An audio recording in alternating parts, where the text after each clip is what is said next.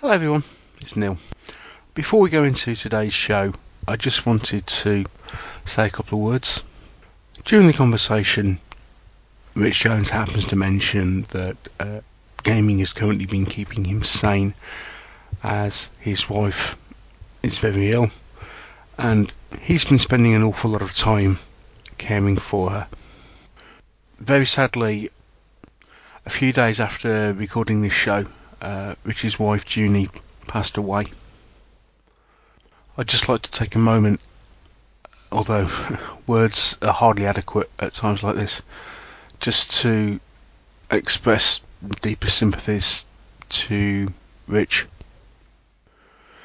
his family and their friends on the loss of a very precious lady. Rich, our thoughts and prayers are with you. I want to dedicate this show in memory of Junie.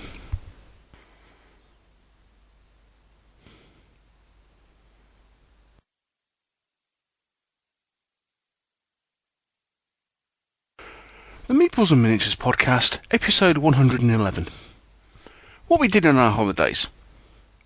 Neil Shook, Mike Hobbs, Rich Jones, and introducing new co-host Mike Whittaker.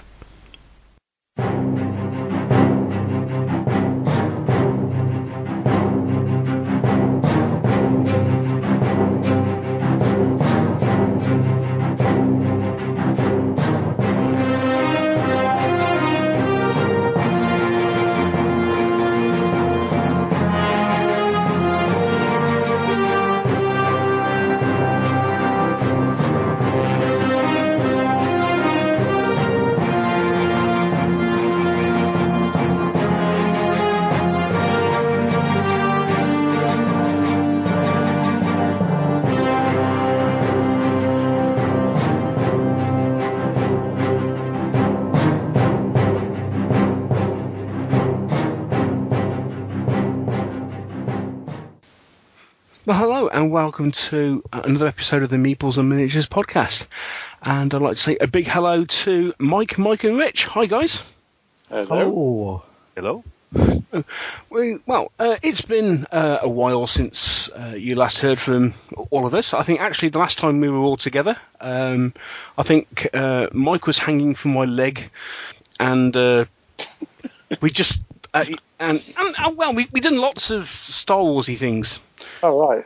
That was, yes. That was another night. Indeed. Yes, so the last time we were all podcasting together was actually in the middle of a Star Wars adventure.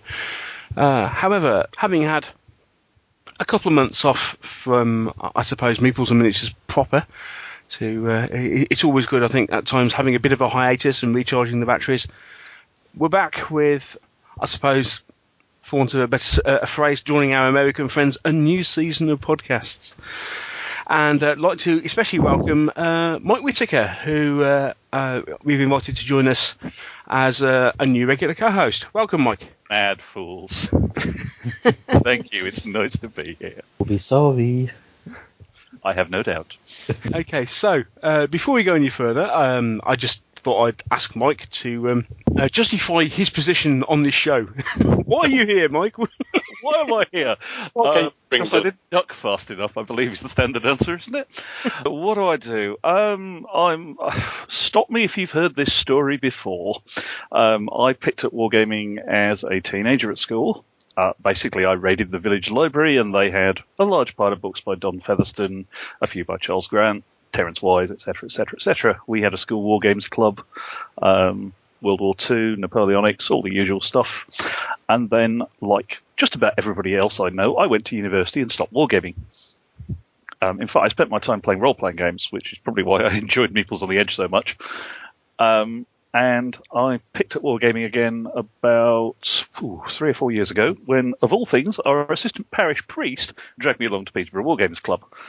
Turns out he was a 40k gamer, and I actually wound up roped into a Wings of War campaign, and it just took off from there. I started a blog, which is still going strong, and for my sins, I'm now on Peterborough Wargames Club committee. Okay, well, I'll forgive you the awful pun during the middle of that.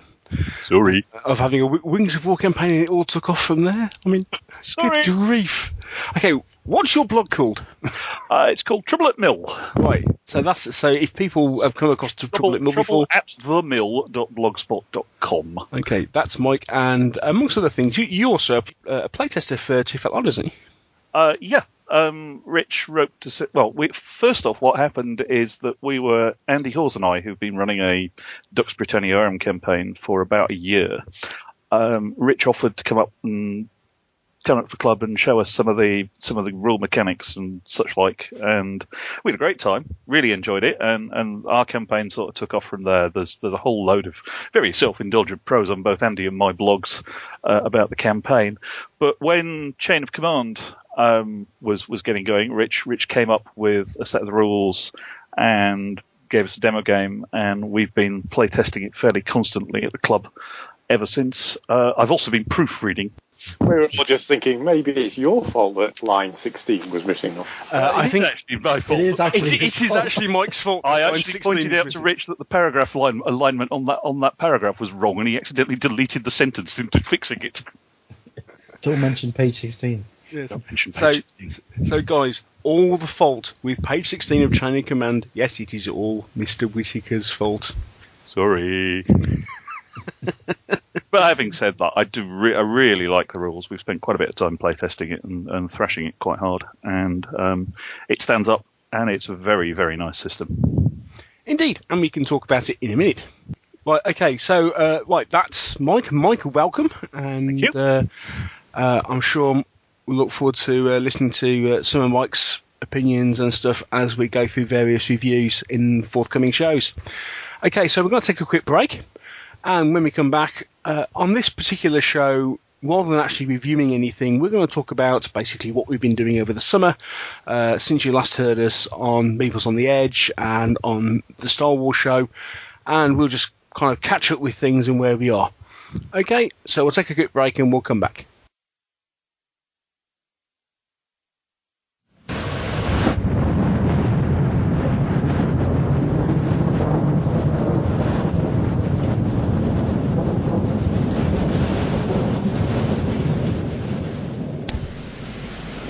The eagles have gone. Britain lies defenseless in a cruel world.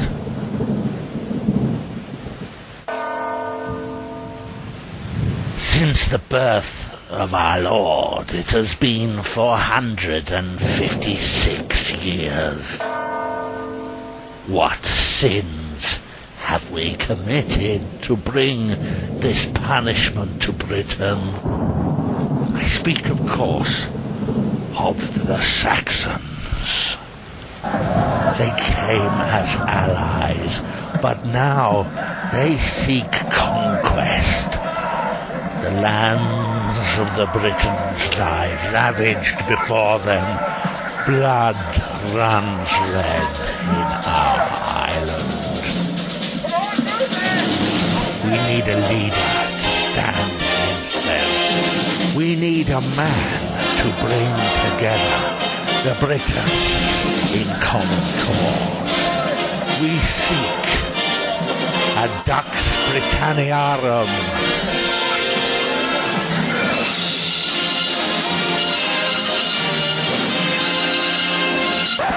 Right, that's enough of that. Dux Britanniarum from Two Fat Lardies. They really are very good.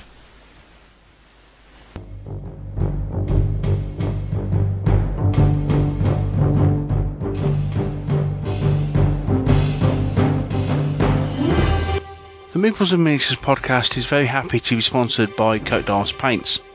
Now, Coat d'Arms have been supporting miniatures painters with their products for well over 20 years in some way, shape or form. Their current range is 150 sets of acrylic paint, which are available both as individual colours, but also in paint sets depending on period. Things such as the Ancients paint set, the World War II German, World War II American, World War II Russian paint sets, and they also include things like an ACW set and even a Horsetown set. That's one way to purchase your paints. And they also do triads. Now, if you're a fan of the 3-colour system made famous by the likes of people like Kevin Dallimore, you may like to purchase your paints with a dark shade, a medium shade and a highlight. And the Triad system from Coat d'Arms allows you to do this. They also have ranges of textured paints called Brushscape, which allow you to paint from textures onto bases as well as colour. And these are ideal especially for smaller scale models. And if you're a fan of the dip method of painting, then Coat d'Arms have their own product available called Super Shader. This is available in light brown, dark brown and black. Coat d'Arms paints have a whole range of products available to try. Check them out at www.blackhat.co.uk and be sure to tell them that we sent you.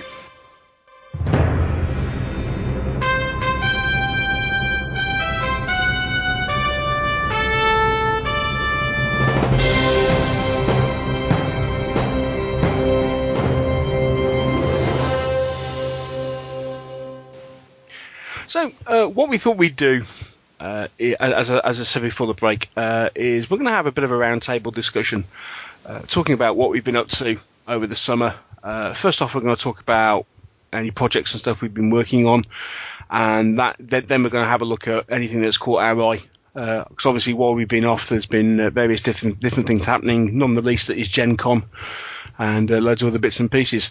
So, we drew straws, and I drew the short straw. So we thought I'd talk about what I've been doing first. The answer actually is not a fantastic amount.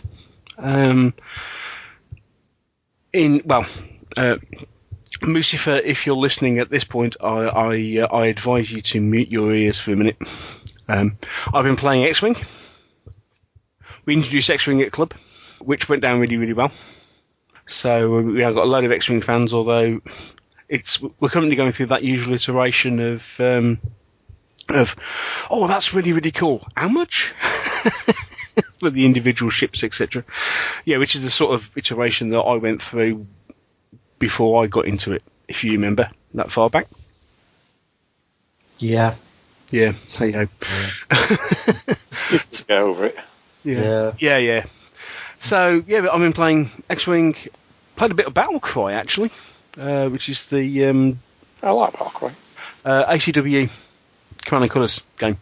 I've got the 150th anniversary edition, which is actually really nice. It's probably one of my favourite of the Command and Colours games as far as its production values and stuff is concerned, because it's not bright and garish. It's quite nice and quite muted and got some nice artwork and stuff. You'll laugh, but I was considering at one point actually painting the figures. Although the last time we played it, and I actually got it out and we had a look at it, and I was chatting with Dave Luff and we looked at them, and actually, no, if you painted them, well, they're not actually that great.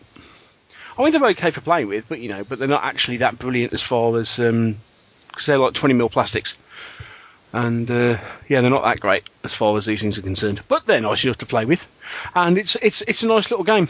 So I've been doing that, and then we did.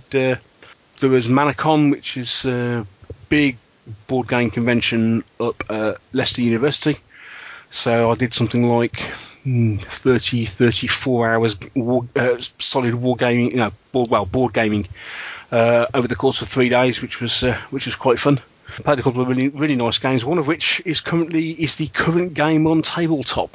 If you watch the Will Wheaton YouTube tabletop show, the one that they released yesterday, we're recording this on the 24th of August, by the way, so the one they released yesterday is Lords of Waterdeep, which is a worker placement game, but based in Waterdeep in the Forgotten Realms D&D universe, and it's a really nice game. That show is really expensive. I'm about to buy loads of X-Wing. All right, so you finally caved on X-Wing as well, have you? Not yet, but I'm working on it. It doesn't play anything like Will Wheaton played it, by the way. No. No, I guess not. But I have a wife who's a Star Wars fan, so I might actually be able to swing this one. Yeah, that was the one thing, because that tabletop episode originally disappeared because they advertised it, and the X-Wing show then just disappeared. And that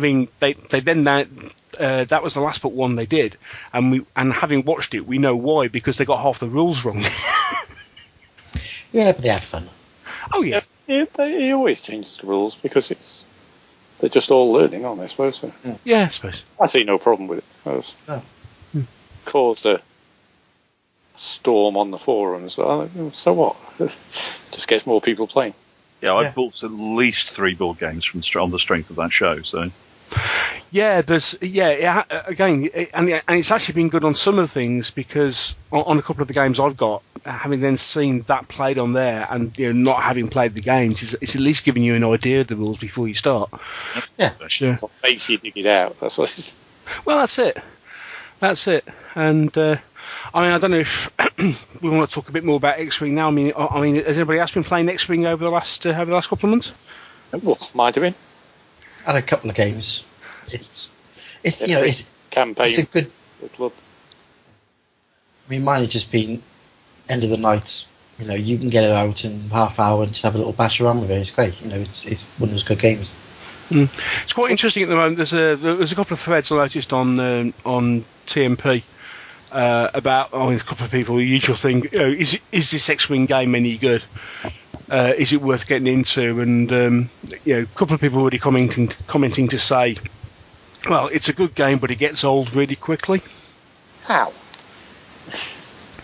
Well, again, I think part of the issue is, I suppose, if you're playing with a limited number of ships, or if you're playing with a starter set plus a couple of ships, as opposed to a bigger selection of ships, and especially if you're not playing any sort of campaign or scenario, then I suppose on that side of things it might get old.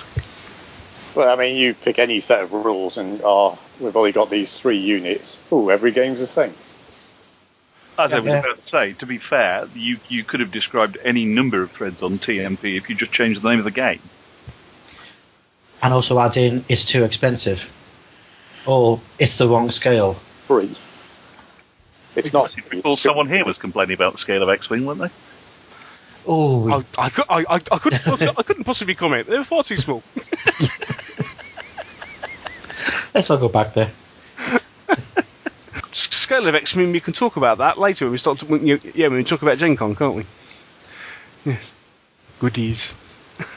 but basically, that's basically what I've been doing. I had all these grandiose plans to do some painting and various other bits and pieces, and and as some people would say, as per normal, enthusiasm 100%, actual achievement, probably about 5.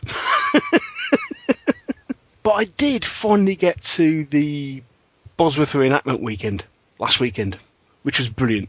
So that was one achievement which I've been trying to get done for about 5 years, and finally got there last weekend. So that was fun. Okay, so that's me. So who wants to go next? I don't mind. I'll go. We've been playing a lot of X-Wing down at the club. We've got a campaign going.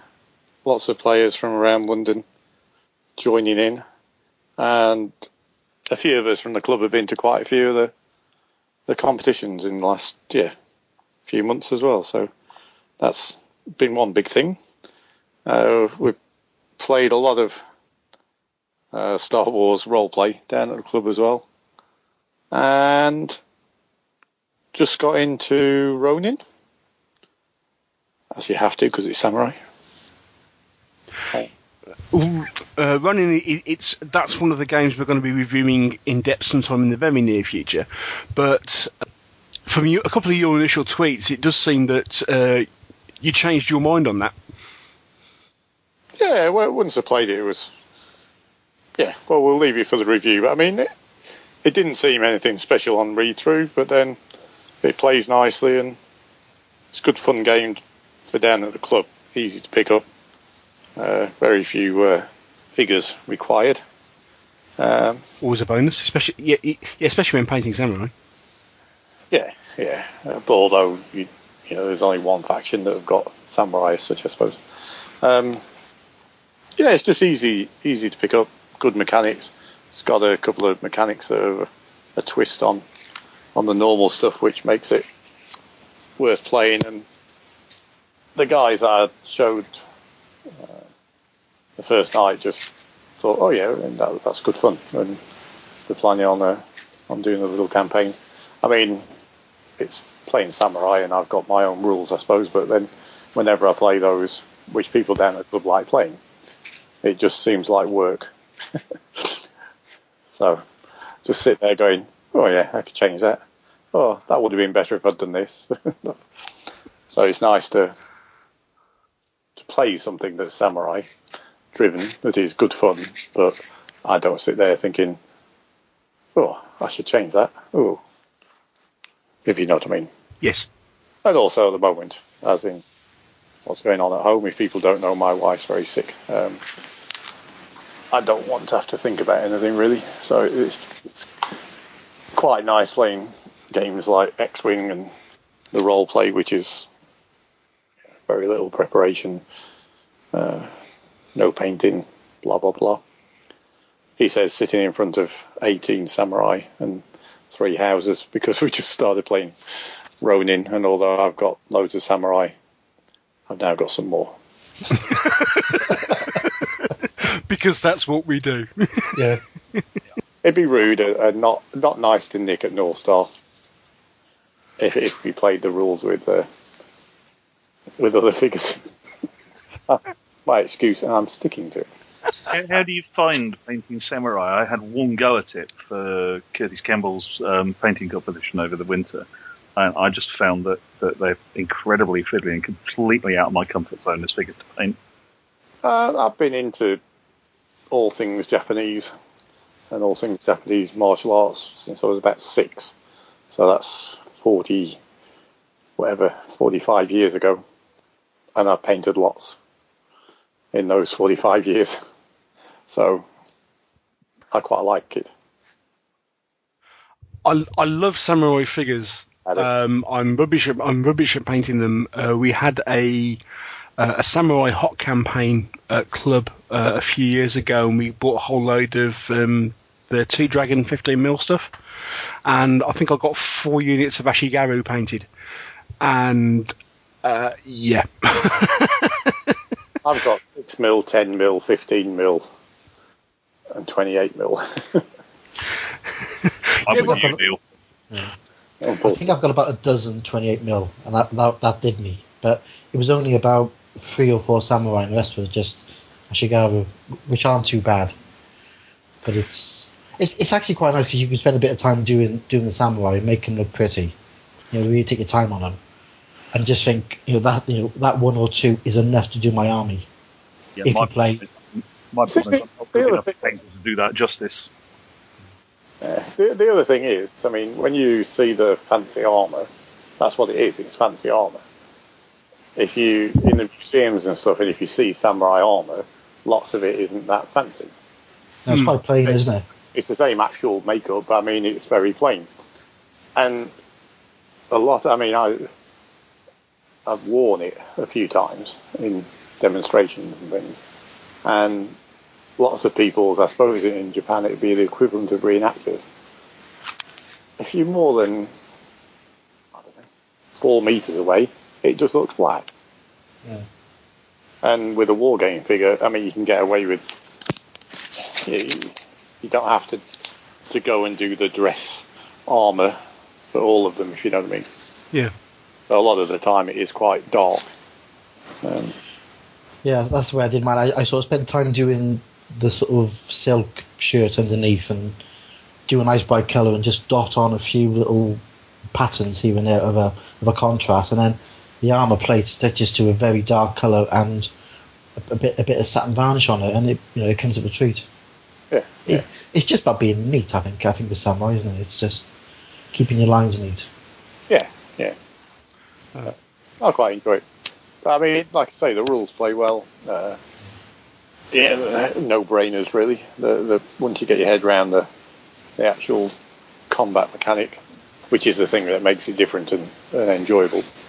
But I suppose we'll go into more later. Yeah, and of course, going back, because you modestly haven't mentioned it yet, so I thought I'd bring it up. Going back to Star Wars role-playing, you were involved in something earlier this week, weren't you? Yeah.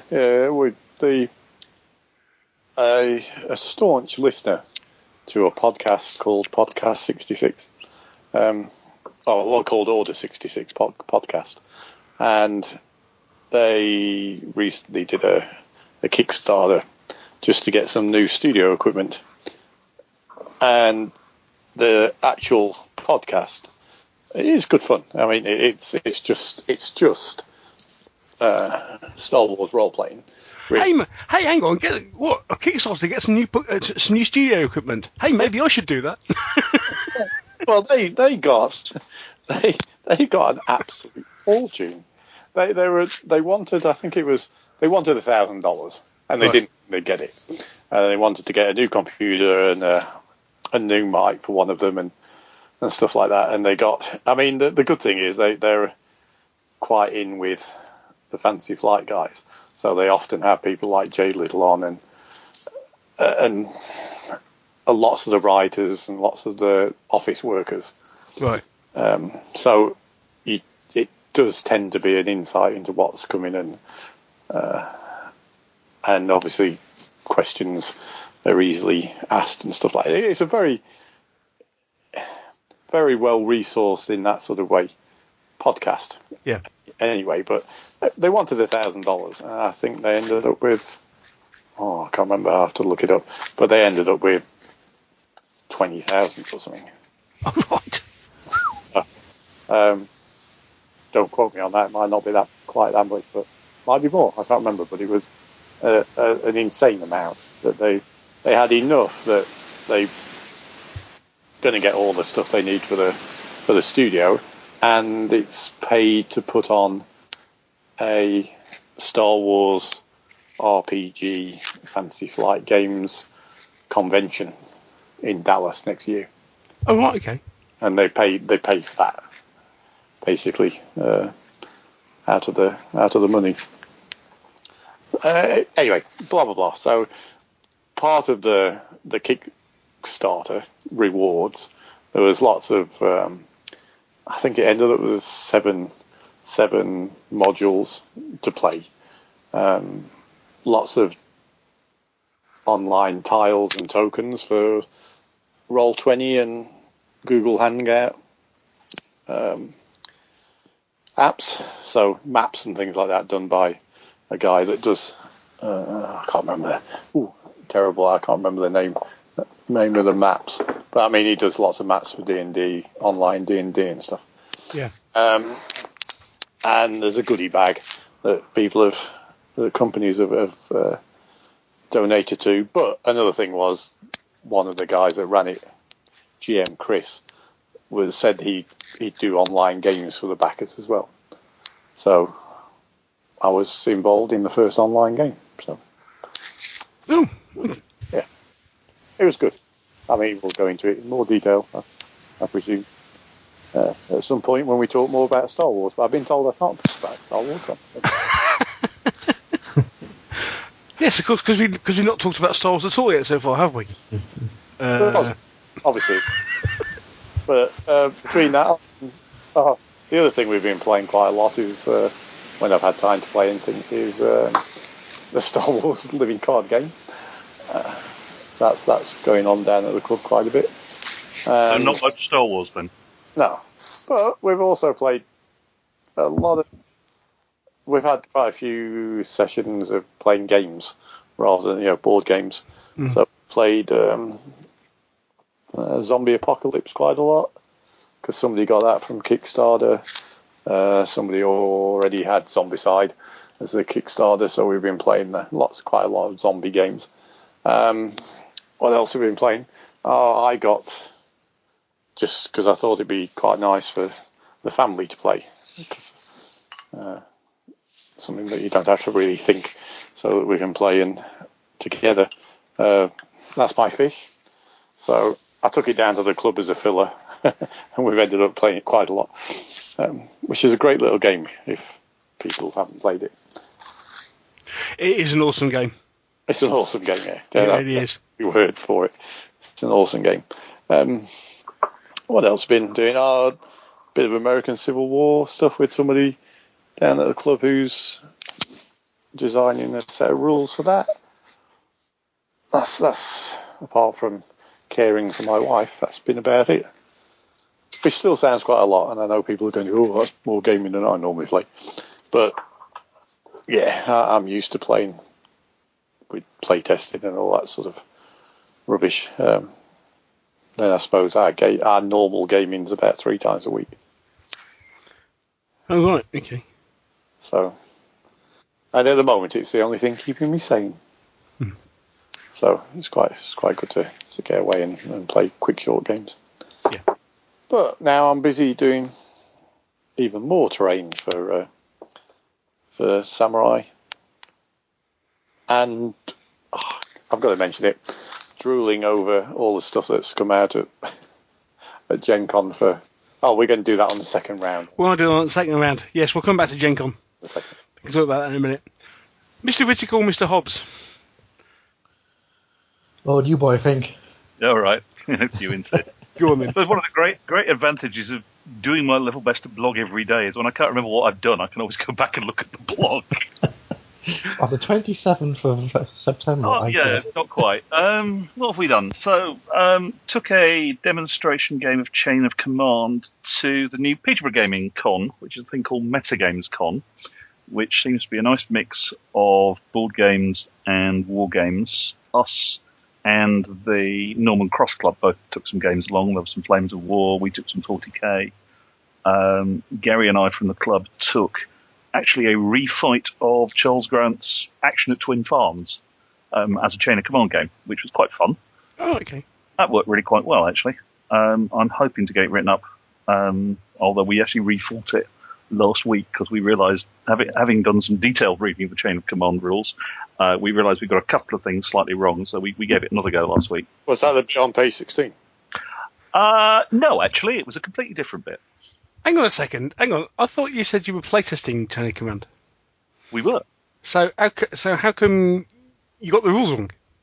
No pressure here, Mike. No pressure here. I'm not entirely sure. I think I missed a very important little note that says that putting things on Overwatch counts as an activation, which meant that I got the living daylight shot out of me by the Germans slightly more than I should have.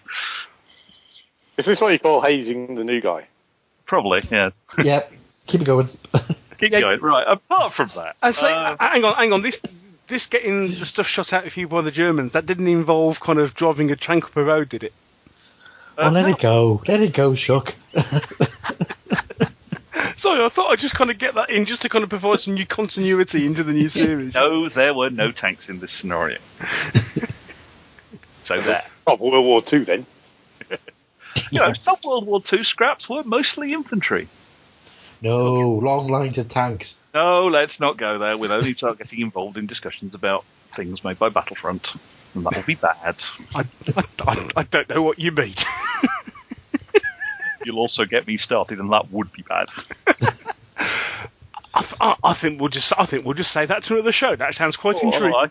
I can rant for as long as you like. Read the blog. I like Flames of War.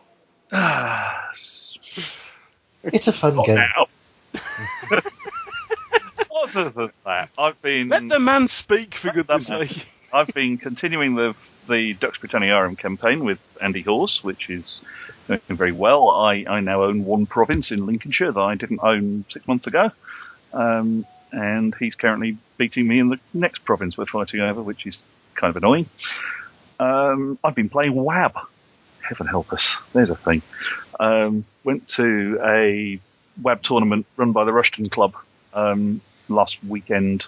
Got absolutely slaughtered. I lost 3 out of 3 and came dead last. But it was good fun. I still enjoy it as a system. So how can you possibly be playing WAB? It's not supported anymore. And?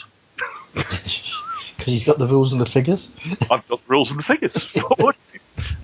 Give it its due. There's still quite a nice little community of folks who play tournament web and campaign stuff. They're all very decent people, and they don't power game, so it's quite fun. I really enjoy it, even when I lose, which is good because I'm absolutely useless at it. Generalship is not one of my better skills. And you're a wargamer because I don't know. Ask the person whose tank it was.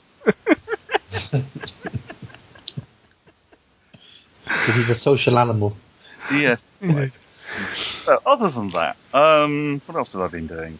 Oh, yes, the club has a Judge Dredd campaign going on. So I've been taking my small group judges through that, which is we're playing every month or so, and that's going quite well. I think we're going to review that one at some later date, aren't we?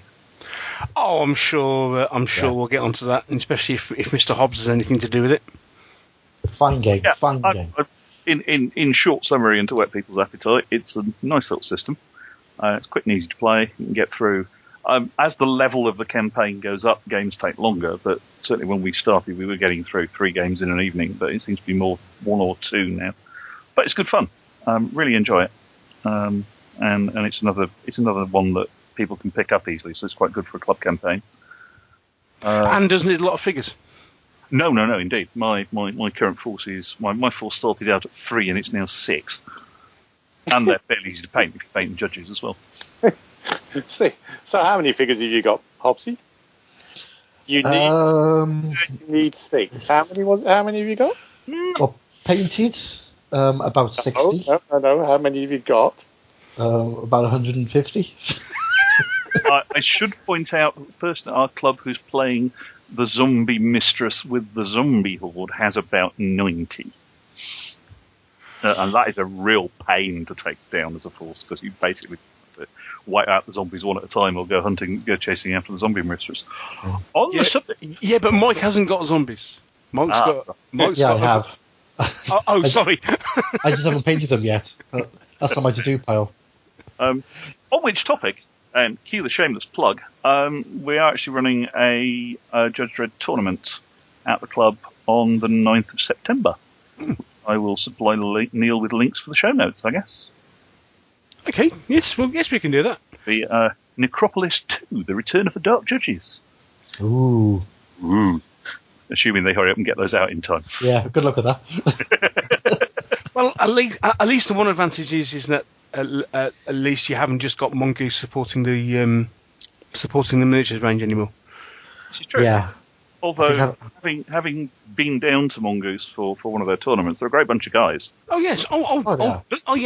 Yeah. Matthew is a great guy, but their track record with miniatures is not that brilliant. Is what I'm kind of hinting at. No, they're good at rules, but they haven't got the experience in producing miniatures. And going to Warlord is a fine idea. Warlord, you've got to give them the due. They know how to cast and also how to pimp rules. So I think this is great for Judge Dredd. He's really going to get it out there. I really wasn't expecting it when it was announced, but I think it's brilliant for both halves of the arrangement. Mm. Yeah, definitely. No, I think it's a good move. I know we were discussing before that having avoided Judge Dredd for the best part of 30 years, I finally picked up some of the omnibus things when they were going cheap on Kindle. So I'm finally reliving my childhood and actually starting to get into Judge Dredd. So I might be joining you, heaven forbid. So sometime in the near future. Because I'm a bit light on game systems that I play at the moment, and I've got figures for and haven't painted yet. So another one will not go amiss. Do you want to lend some figures, Lee? I got some spare. Yeah, from the result of the last Kickstarter, just the odd one or two, eh, Mike? Yeah. The only one. Several folks down our club have, I think, joined the Kickstarter, and lead piles keep turning up on their doorstep. Give Mongoose the due. They keep sending it out. I mean, it's bit by bit, but every month or so. Yeah. Which is great. As you say, I mean, that is one thing. I mean, so many of the Kickstarters and stuff you're talking about, where people have said, look, we'll put everything together and we'll ship it all at once simply because of the shipping costs. And now mongoose are shipping it piecemeal, aren't they? They're doing it every single time they're shipping something. It must be costing them an absolute fortune. Yeah, and most of the time it comes in a little jiffy bag because it's only like half a dozen figures. But it's going to be adding up. It's going to be costing them. Particularly after what the Royal Mail have just done to postage charges. Yeah. Yeah, it's not there. About Kickstarters, we played a lot of Dreadball. Sorry, just remembered. Yes, because I was going to talk about Dreadball in our next play round because we keep getting shown. We're starting to get shown a lot more season 3 stuff, haven't we? And Jake did things like started providing season 3 rules on his blog and stuff, which I thought was a tremendous idea. I didn't think Mantic could let him get away with it, but obviously they did. Yeah, all we need now is the season 1 Kickstarter stuff. Oh, dude. On which subject, I actually in the unpainted pile, I actually have a team of Void Sirens. Since several folks down the club play Dreadball, so I'm hoping to get a few games of that in next month.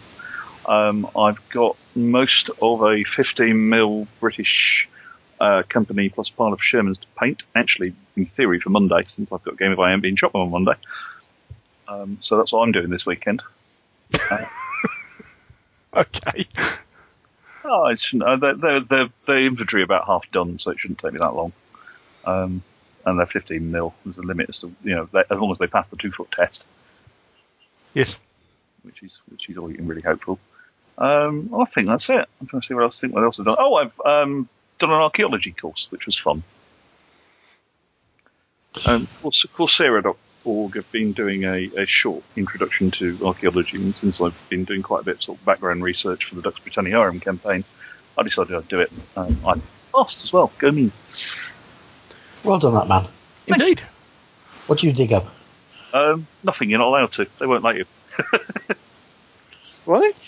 But there's quite a lot of interesting stuff with things like doing aerial photography analysis and that kind of stuff, which was quite See, this is the difference nowadays. I did archaeology. I did an archaeology unit when I was at uni in 80, whatever. And we went on so many digs, but they basically just went, take this spade, go over there, start digging. So we were digging up stuff like we went to old Sarum and places like that, digging up arrowheads and sticking them in our pockets. Of course, the thing about a course like that is you're technically, at least, being supervised by somebody who knows what they're doing. This being a distance learning course, they can hardly actually guarantee that you're not going to be digging over some scheduled ancient wood. I think it's got more the fact it was 1982. It may have something to do with it. Yeah. So you didn't fancy a career as Mick Ashton then? No. I was actually doing psychology, but that was you're allowed to do so many outside of your department or whatever. Other than that, spent 2 weeks in Florida, and I seem to be spending most of the rest of the summer holidays being dad's taxi. Yes. Something else I can relate to. There you go. My son has got a trial for Lincolnshire under-14s cricket next week, so much driving around the county is going to be happening. Right, okay, so, Mr. Hobbs. Hello. So, first off, as we, because we like to hear grown men cry. Yeah, what have you been putting together, Mike? Since you were talking about Judge Dredd, Mike. I'm doing lots of painting of Judge Dredd. I mean, I've done sort of 27 judges, and I've done the Apocalypse judges, and I've got street gangs done, and all sorts of stuff, and that's it, and that's all. What? No vehicles? Okay. No, he didn't actually get it together. I'm sure I saw a picture. I'm sure I saw a picture of an assembled, tank at some point, just before it hit a wall. I think that was. Yeah, I was asked by Darren from Grip and Beast, if anyone doesn't know him, is about 6'4", heavily tattooed, skin-headed, hulk of a man, lovely man, gentleman, real gentleman. Used to be a Viking, I think you said. Used to be a Viking, yes, and still has his axe and shield in Grip and Beast, in readiness. And he got hold of one of the early production models of the Manta tank that the Mongoose have produced, which is about 100 quid worth of model. And he kept on at me until I agreed to paint it for him. So he gave it to me in a box. Mm-hmm. Said, just glue it together and paint it. And then I spent 2 days assembling it. It's a very complicated kit. There's 7 parts to it. Sorry, hang on. It's a complicated kit with 7 parts. There's some very big parts. Part. Yeah, it's a big kit. How many did you put on wrong? I only put 2 bits on wrong. And, So that's only 5 bits on right out of 7. Mike. It's 2/3, Rich. I'm almost there. So I spent 2 days putting this thing together because I've got to be honest, it was a bit of a pig, if I'm being honest. Massive, because it's such a big kit. There's massive, great resin infills of it. Literally about a centimetre wide by centimetre sort of infills, plus massive, great vent coming off it from all places, and lots of bubbles and lots of seams. I actually had to go and buy a 50 quid Dremel to actually clean the thing up. It was that bad. I sat there with a hacksaw hacking off bits of resin, and then with a Dremel polishing the thing down, and then they wouldn't go together because the moulds had gone adrift. So basically 2 days of me putting this thing together and crying because they hadn't cleaned up the master mould, so you still had the I think they're called cetaceans from the 3D printing. So all these little lines everywhere, which I then had to sand down. But eventually got it together, and I just had the 2 parts left, which are the wings. And I thought, they go into slots on the side. I thought, I'll be good. I won't just super glue them because they're big, because they'll get knocked off. So I drilled through sort of 1.5 inch long pins, 1 mil wide brass rod, plus 2-part epoxy glue, the proper holdy stuff. Glued it together, clamped it all down, walked upstairs, sat down, had something to eat, looked at a picture of it, and worked out I put the wings on back to front. So easy job to take it apart again. No, it was the other thing. It's solid, rock solid now. So I basically done it so the narrow edge was at the front and the wide edge of the wing was at the back, which I think is fairly aerodynamic.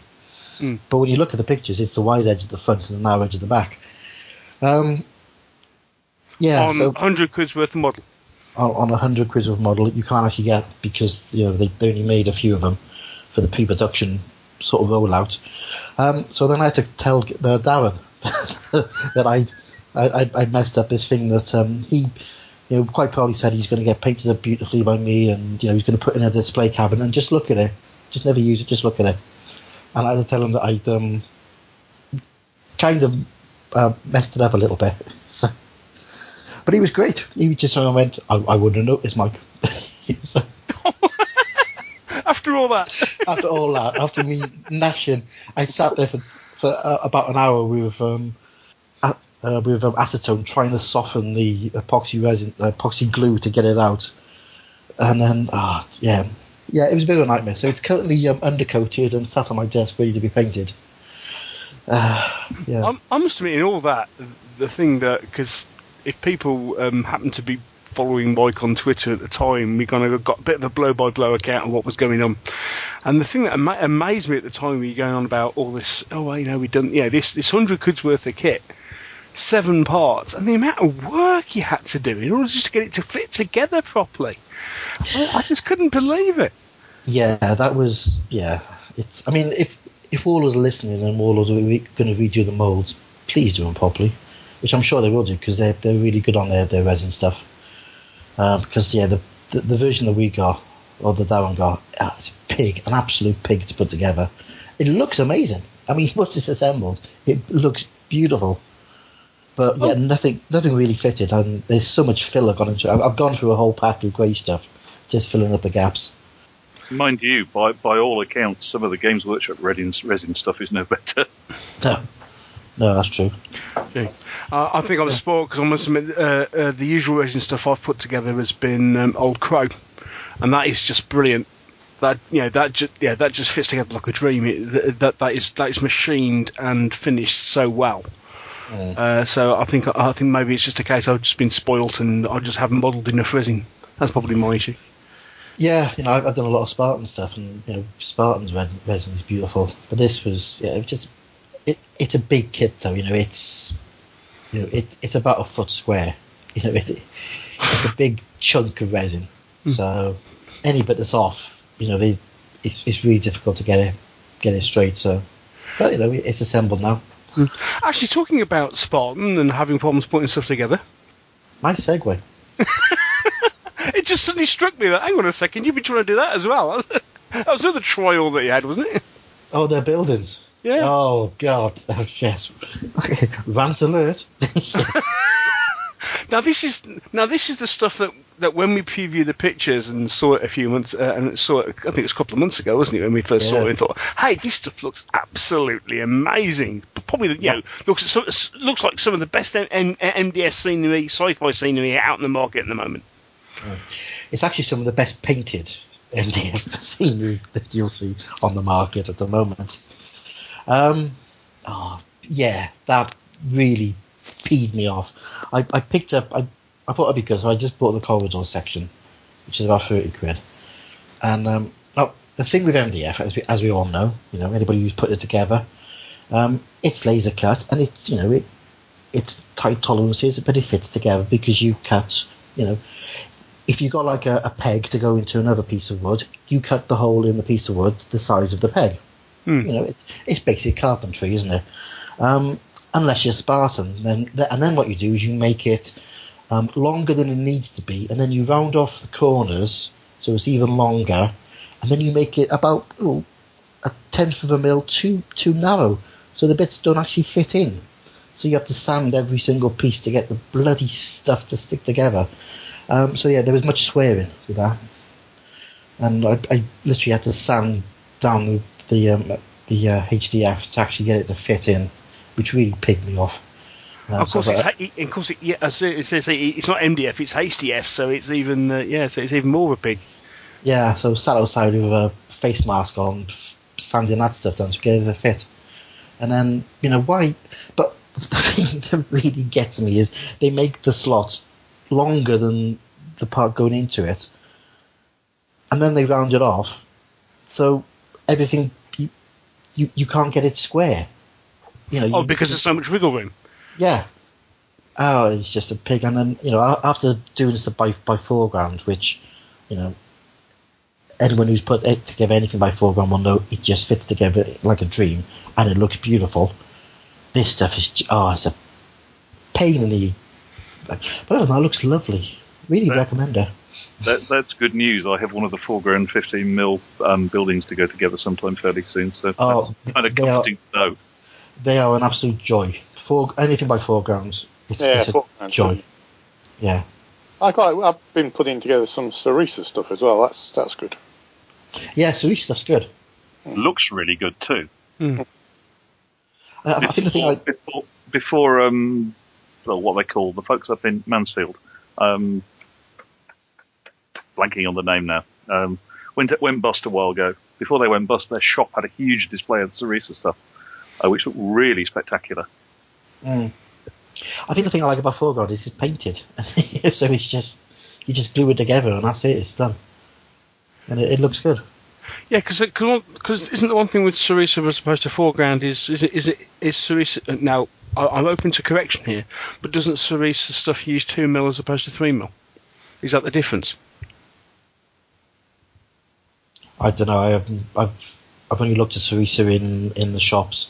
I haven't actually assembled any of it. Maybe.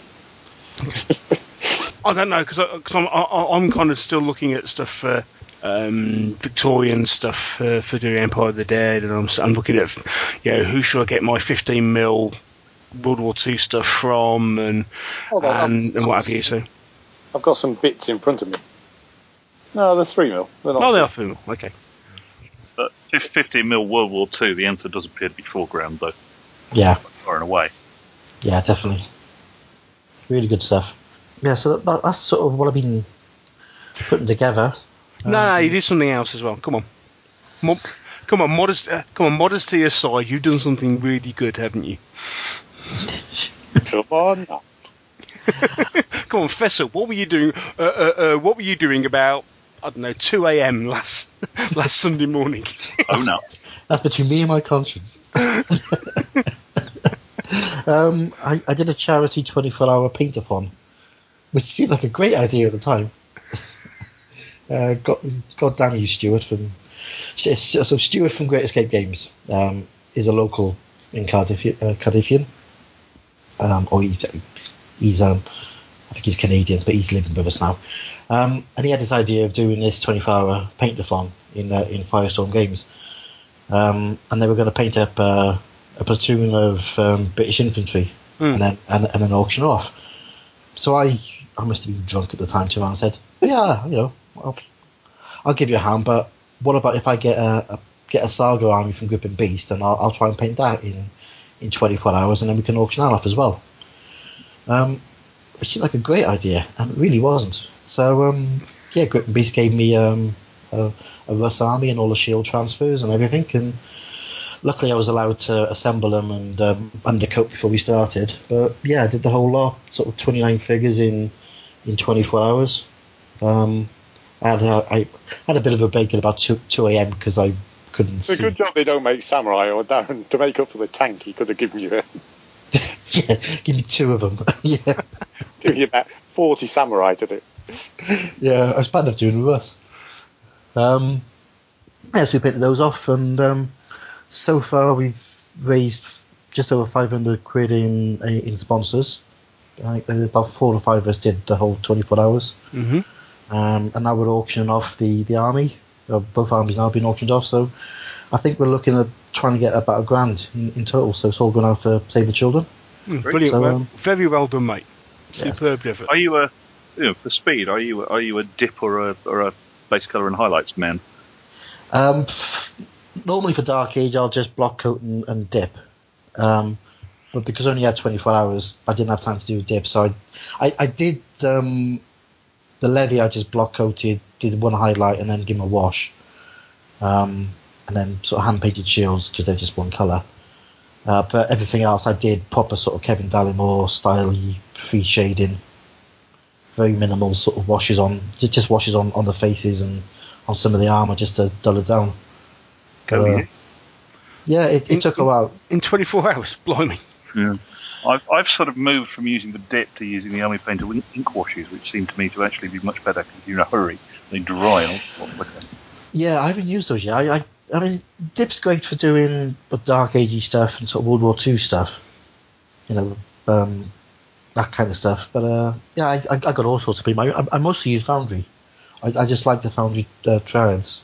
I did a bunch of the Fireforge sergeants, the mounted sergeants, on my in an evening with Army Painter, which was mostly about spraying things on the sprue, and worked really, really well. And if you just want stuff to Wargame standard, you can get it up there really, really quickly with that now. I do quite a lot of painting. I mean this summer I think I've probably played about 4 or 5 games because work has just been manic. So the only games I've played have been Empire of the Dead, which obviously quite a few of us play, and Judge Dredd, and a little bit of X-Wing. That's literally all I've played, because no time, and those 2 games or those 3 games, as everyone said, they're quick to get out. You 5 or 6 figures, a small table, they play in less than an hour, and they're fun. And that's all I've been able to do. I tried doing a battle group Overlord game, but that didn't come off. I've done no saga at all of this they're actually play testing the brand new supplements, and I haven't been able to do any time for that at all. Who are you? What have you done with Mike Hobbs? Yeah, it's work. Just work. Just no time at all. It's eased off a little bit now, but yeah, I'm kind of missing my saga. But I've had to step away from it. And I thought, like, there's no way I can get into doing the playtesting, so I've let the rest of the guys do the playtesting. So yeah, so that's me really. Right. Lots of painting, lots of World War II stuff I've been doing. Funnily enough, skills. Yeah. Yes. Mike and I tend to end up Skyping an awful lot from time to time during the day, and Mike is always saying, "Oh yeah, I'm just painting this," and "Oh yeah, I'm just painting that," and really and so Mike has been trying to project manage me on my painting, and failing dismally because every single time I kind of go, "Oh yeah, I could do this," and then "Oh, I could go and do that," and yes, I could do. And Mike said, "Yeah, wouldn't it be good just to kind of start something?" just do one figure. Go on, give it a go. No, I'm just lucky. I've got my own painting desk set up permanently, so I can just jump on there, and if I got half hour spare, you just get a bit of paint on something. Right. It's and it all builds up. Mm. Yeah, I mean, that's just something I'm desperately trying to get sorted for sometime this year, because it's like, look, I'm desperate to try and get all this stuff done, and I'd say just about to get a whole load of more Empire of the Dead stuff because the Kickstarter shipping in starting to ship in a couple of weeks. Yeah, looking forward to that. Yeah, that would be good. Yeah. That should be there before. Well, we should get all the stuff before, hopefully before the end of September. Apparently it's going to take them a bit longer to ship them out because there's only 2 people doing it. There's Wendy and this other guy. I was speaking to Wendy earlier this week, and they're saying, please be patient with us because there's only 2 of us doing it, and we've got like several hundred parcels to ship out. So they said they're starting with the easy one and just shipping out the Vampire Hunter, which is the one that kind of just got the got the single figure. They're kind of working their way up. They've done a phenomenal job on this Kickstarter. They really have. Anybody who's doing a Kickstarter, look at how Westwood have done it. They've kept everybody informed. They've kept their deadlines. They let people know what's going. But they slipped by about 2 months. Month. 2 months. 2 months, because they were supposed to be shipping in July. But having said that, part of the reason why was simply because they ended up having to sculpt over double the amount of figures that they'd originally catered for because of all the stretch goals they went through. Yeah. And you put that in the context like something like the Mongoose one, which finished 11 months ago, and I've still only got half of it. It shows what you can do when you're organised, or when you know how to do figure production. I think that's probably fairer. I think Mongoose know what they're doing, but they've been let down with the production and the manufacture of their figures. So. But yeah, Westwood have been brilliant. They really have. Yeah. So got that to do. Obviously, there's shed loads of 15mm World War II to do, and then I suddenly discover that just at the point where I thought, yes, I can get rid of my 1/48 scale World War II stuff because I don't need that anymore. And then I ended up talking to Rob Broom, and Rob saying, "Oh yeah, we're bringing out the Project X rules in the autumn." It was like, oh right, so all the Project X figures that I got that I was going to get rid of, never mind. Best laid plans and all that. So, but of course, it's deciding what scale to game, because obviously, moving on to the next thing to talk about, which is really kind of okay, what's on the horizon, what are we kind of looking at, and stuff that's caught our eye at the moment. Probably the biggest, one of the biggest talking points around at this point in time is that Chain of Command has finally come out. That came out as we record this. That came out a couple of days ago. And they've done a sterling job in Rich Clark has done a sterling job in getting it out to everybody. Shipping out something like 1,700 pre-orders or something like that. And as we've already discussed, despite somebody's best efforts to try and mess up the rule book as much as they possibly can, but that looks to be it's a fantastic set of rules. We are going to be talking about it in probably the next show, actually, because the one thing when we talked about, when we did the review and when we went down to interview Rich and what have you, the one thing we couldn't look at were the force lists, and we couldn't look at the scenarios and what was included and all that. So we are going to kind of revisit Chain of Command now it's finally been published, and just kind of fill in the couple of little gaps that we hadn't covered. But it's a fantastic set of rules. It's worth noting that there will be a lot more force lists coming out on the website as the weeks go by as well. Mm. Yeah, I mean, I was going to say, there's only, hang on, 11 in the rules, I think, on a quick add up, because the Russians have got 2 and the Germans, British and US have got 3 each. Yeah. Because there's here Panzer Grenadiers, Fallschirmjäger. For the US and the British, there's rifle platoon, motorised infantry, and paras. And then the Russians have got standard rifle platoon and tank riders.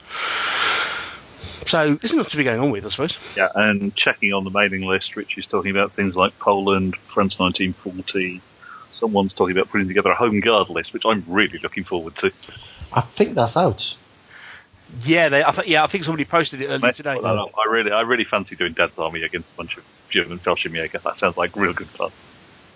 Yeah, and someone was immediately talking about the Pacific Theatre as well, especially considering Warlord have just produced their Marines and their plastic Marines and plastic Japs. So that's a possibility. But no, lovely looking set of rules.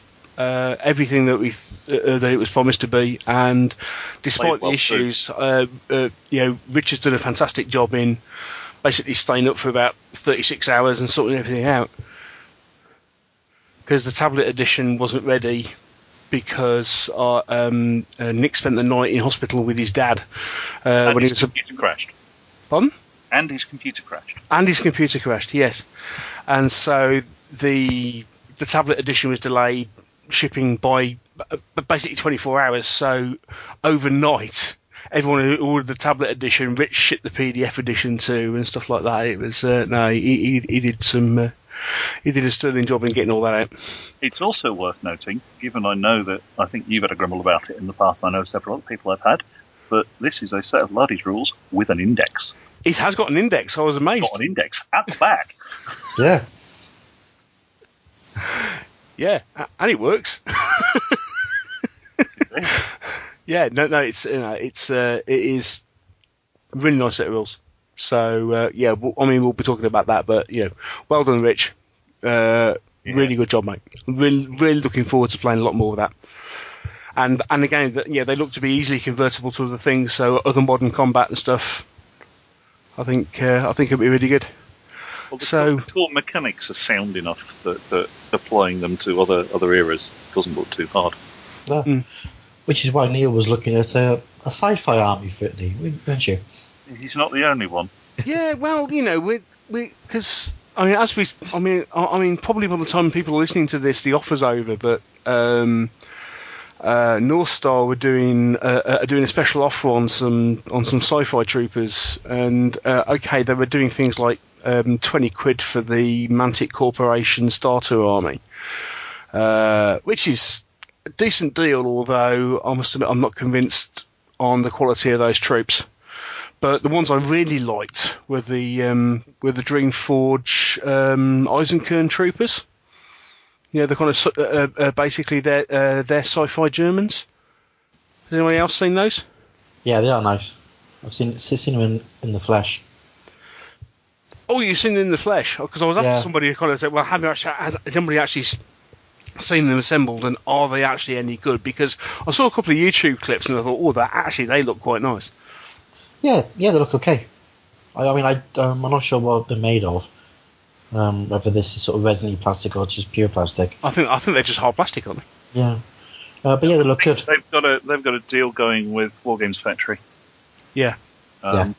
If you haven't seen it, the Leviathan Crusade that Wargames Factory done for that, it must be neck into 10 inches high.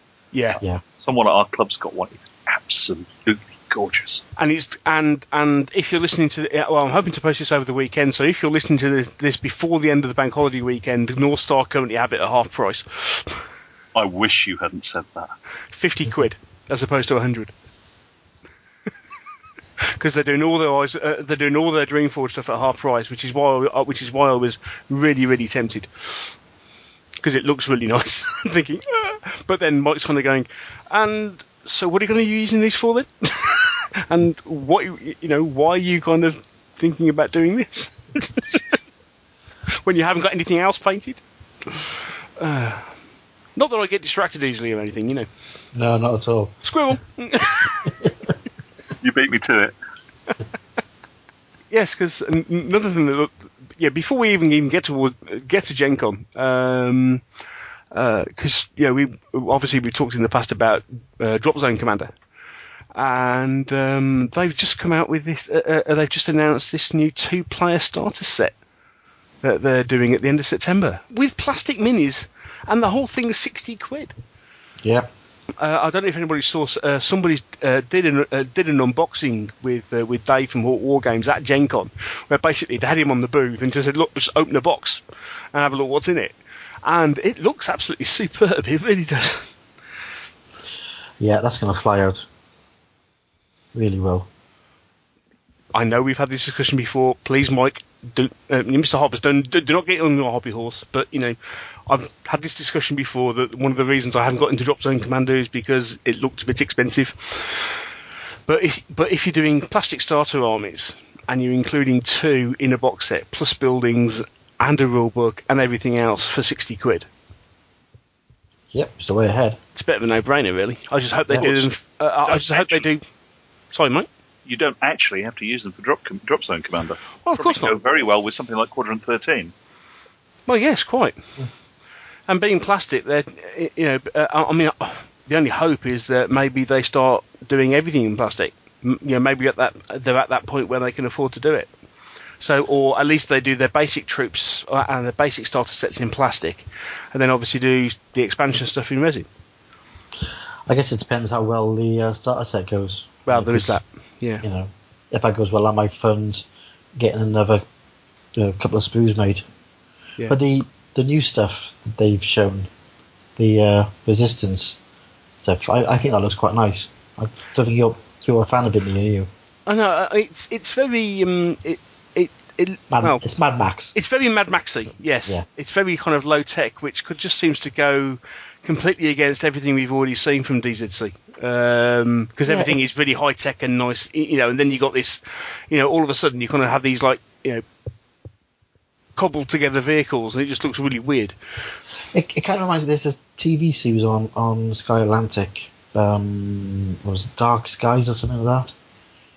A bunch of aliens and the humans are all sort of trying to fight back in basically in old pickup trucks with MGs on the back and all that. And I kind of see it. I kind of see that these pockets of resistance would be around there trying to fight off the alien scourge. So yeah, I think it's quite a brave one to do as a new faction. I think it will fly out the door, and as you say, if obviously you don't just use it for Drop Zone Commander, and if especially with because BattleTech is 10 mil, isn't it? Is BattleTech 10 mil? Yeah, I think so. There, isn't it? Yeah, but that'll fit in well with with that sort of thing as well, and what have you. So I'm sure it'll fly out the door. But it just doesn't float my boat. But that's just one of those things. But there's that, and then there's Dagger and Talon as well. Just come out. Yes, Dagger and Talon, new expansion for Tomorrow's War, which is really cool. Which has got kind of updated alien design rules in it and those other bits and pieces.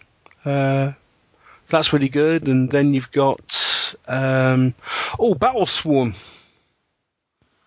What's that? Battle Swarm, which is the new Ganesha Games rules from Andreas Filigoi. Fantasy skirmish. Dozen figures aside.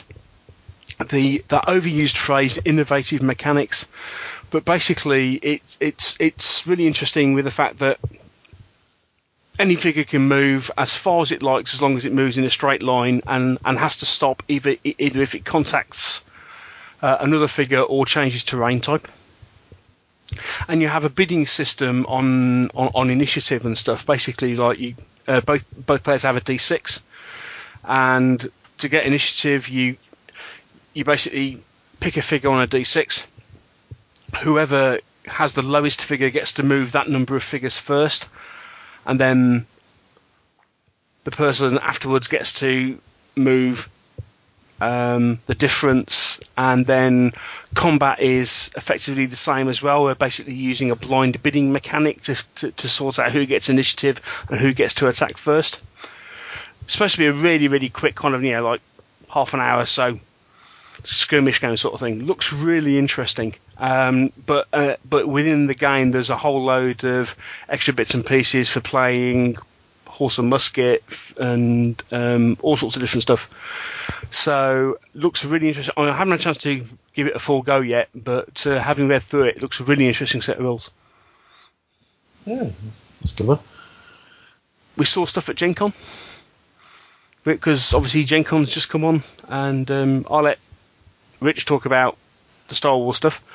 But the one thing I noticed was that they've Fantasy Flight just announced they're doing a new version of Battle Law, which is one of my favourite board games. But the most interesting thing from that is that they're doing it in 28mm, using the figures from their Descent range, basically, because it's set in the Descent same universe as Rune Wars and their big box Descent game. So they're using effectively they'll be using the figure sculpts from that and putting it into a big fantasy battle game. But that's quite interesting. That could be fun. Yeah. And then we saw and drooled over all the new Star Wars stuff, but I'll let Rich talk about that. What, Star Wars? Star Wars, yeah. X-Wing. Oh. Got nothing to say. Yeah, no, we just saw all the... well, it wasn't just X-Wing, was it? It was the role-playing stuff they brought out as well. Oh, yeah. So, I mean, the continuing support for Edge of the Empire by bringing out cards so that you've got your talent trees, which are your advances on cards, rather than having to always look at the tree. I suppose the idea is you when you get them, you keep your card with your character sheet so you can read what they do easier. They're just fluff expansions, isn't it? I saw them. It's like, they're the sort of thing that somebody would kind of go, oh well, a complete. I mean, they're a completist nightmare, because all of a sudden you've got these 18 packs, haven't you, of different cards. Yeah.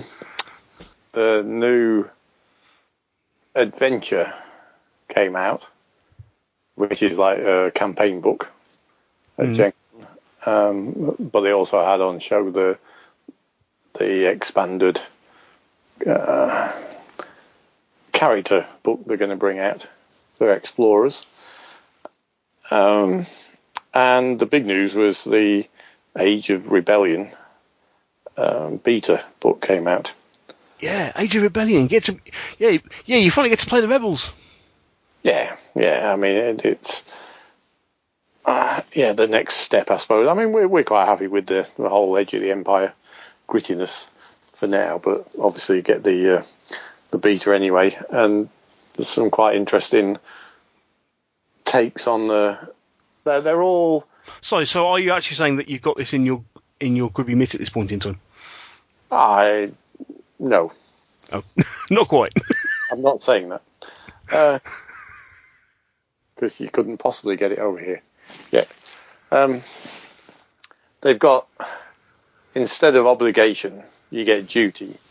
So it's a way of building up your character to start with. You take on more duty to the cause. So anyway, I'm suspecting we'll come back to it at some point.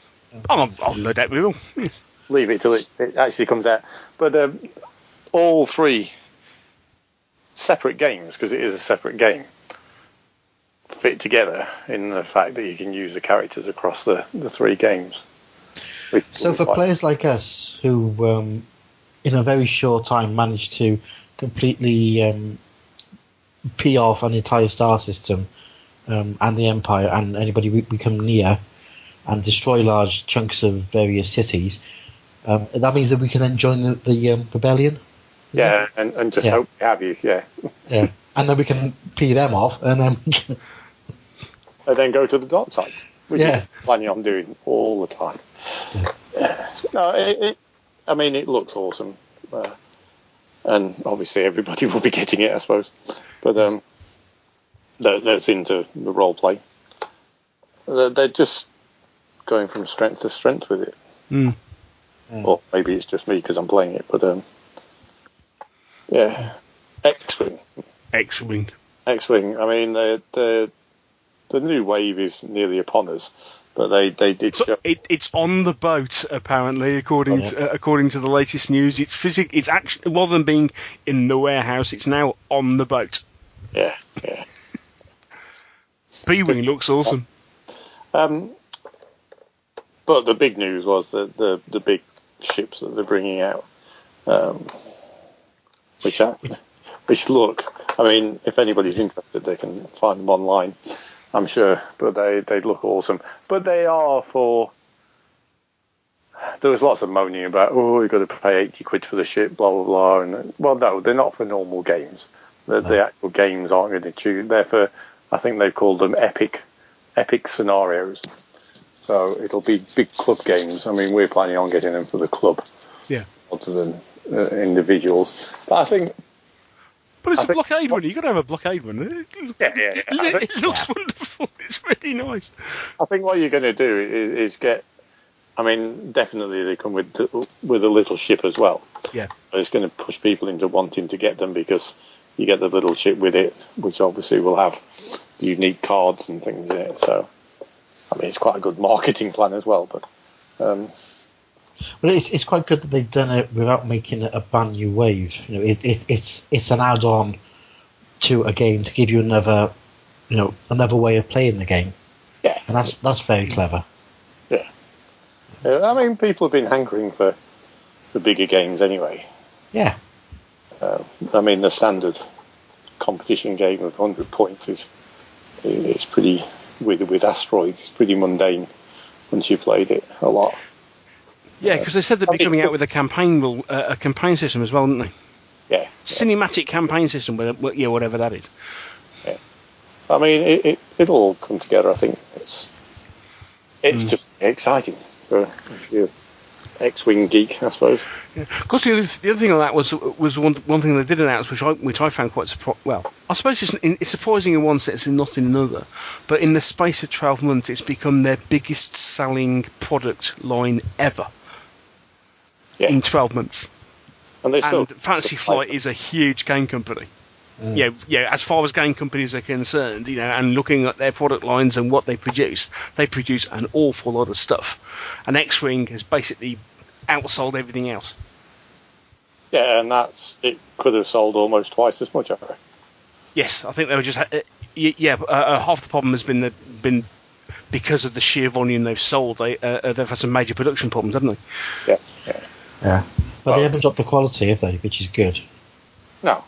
I mean, I think the production problem is more looking at your leader and deciding how many you're going to produce, and it's got to be a trade-off somewhere, isn't there? And they erred on what they thought they'd sell, and ended up the demand being an extremely large amount more than they bargained on. Which is good in a lot of ways, isn't it? I mean, as long as it gets to the point where they can fulfil demand, and you don't naff off your customers to the extent that they go, "Oh, forget it," because we're never going to get it. As long as they can fulfil those orders, even if it's supposed to look okay, it's going to be a couple of months. Yeah, I mean, there's a big thing at the moment that there were. The room was, and I think don't know how true it is, that the British release for the next wave will be October rather than September, because they want to make sure they've got enough stock when they release it, because what happened last time was that the stock they released went overnight basically, or on pre-orders or whatever, which left a lot of peed off people who couldn't get the ships when they found out about it. And they want to avoid that, apparently. So, I hope not. I pre-ordered all the Wave 3 stuff. I paid for it weeks ago. I think in general, though, folks will forgive them a lot if they actually showed signs of learning from their mistakes.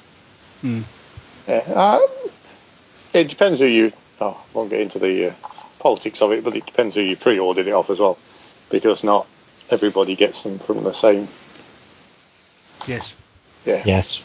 The official distributor over here isn't necessarily the only people that sell them pre-orders online, and the other people get theirs from the States, which, if this is true, means that they'll get theirs before the official distributor. But we'll have to wait and see, I suppose. Yes. But even so, despite that, still exciting news. Immediate downer that you just put me on because saying that I won't get my ships for another month. It's exciting stuff. Yeah. And you can tell me off. You can tell me off offline who you got them with. Yeah, and the Imperial shuttle looks absolutely gorgeous. Yeah, in fact, you can fold the wings away. Oh, that's just awesome. Just awesome. Always was my favourite ship, and that's just super. We are pretty sad when the fact that the wings fold makes us drool, but never mind. But there you go. My name's Neil. I'm a wargamer. As we're talking about X-Wing, I bought the Star Trek version today. Oh, you did? Yeah. Star Trek Attack Wing. Yeah. Using the trademarked what do they call it? Flight Path. Flight Path combat system from Fantasy Flight. Yeah, that's it. Yeah. Oh, that's cool. Yeah. Well, the ass is yeah, it's WizKids. So the ship, I've got to say that the ships are they bendy plastic? No, not the ones I've got. They're hardish plastic, but their paint jobs really are a bit poor. But I'll be honest with you, I'll just give them a wash and probably just paint them again. Interesting mechanic. I mean, it's basically X-Wing. It's the same bases, same sort of movement templates. I've only literally just opened the packaging, but it looks alright. Cardstock is probably about the same sort of standard as you get in X-Wing. It's going to be interesting to see the mechanics with capital ships. Yeah. It's going to be really... Because the base game comes with, what is it, Enterprise D, Romulan Warbird, and... a Klingon something or other. Yeah. Is it? Yeah, but is it the battle cruiser as opposed to the bird of prey? What I'm wondering is, how's the scale? No, it's WizKids, right? And WizKids... all the ships are the same size. Yeah, they're all kids. So, but the scale of the ships is all wrong, which is kind of annoying. But I kind of see why they've done it. Yeah, because the Romulan Warbird is huge, isn't it? Yeah. Even in comparison to the Enterprise D, in scale, the Romulan Warbird's about twice the size of it, isn't it? Yeah. Now these ships they're all about the same size. Right. But once you can get past that, mechanically it looks okay. It looks interesting. They've done it on this is your ship. Now it's the crew that make the difference. So you get the different cards for, for example, Data and for Worf and for Riker and all that lot. So you can basically build up your crew for your points, and there's no dodging or weaving really, because obviously they're big capital ships, so they take more punishment. There's more shield mechanics in there. Like I say, I've only just started looking at it, but it looks quite interesting, and I'll be interested to play it out and see how it differs from a fighter game like X-Wing to a more attritional style of sort of spaceship combat. Similar to what we used to do in Battlefleet Gothic and games like that, Full Thrust and all that lot. Yeah. So I shall report back. But I just think of the action on screen, and they're just basically just sitting there blasting each other, aren't they? Yeah. Yes, of course, because we all know that in Star Trek space operates in 2 dimensions, so it's an ideal it's an ideal format to play space combat for Star Trek, isn't it? Unless you're James T. Kirk. Ah, true. Yes. Yeah, he cheats. Yes. Or unless you're in All Good Things. Now you're getting very geeky. I'm a huge Star Trek fan, and one of the standing jokes from the last episode of Next Gen was that you actually have Enterprise operating on a different plane to everybody else.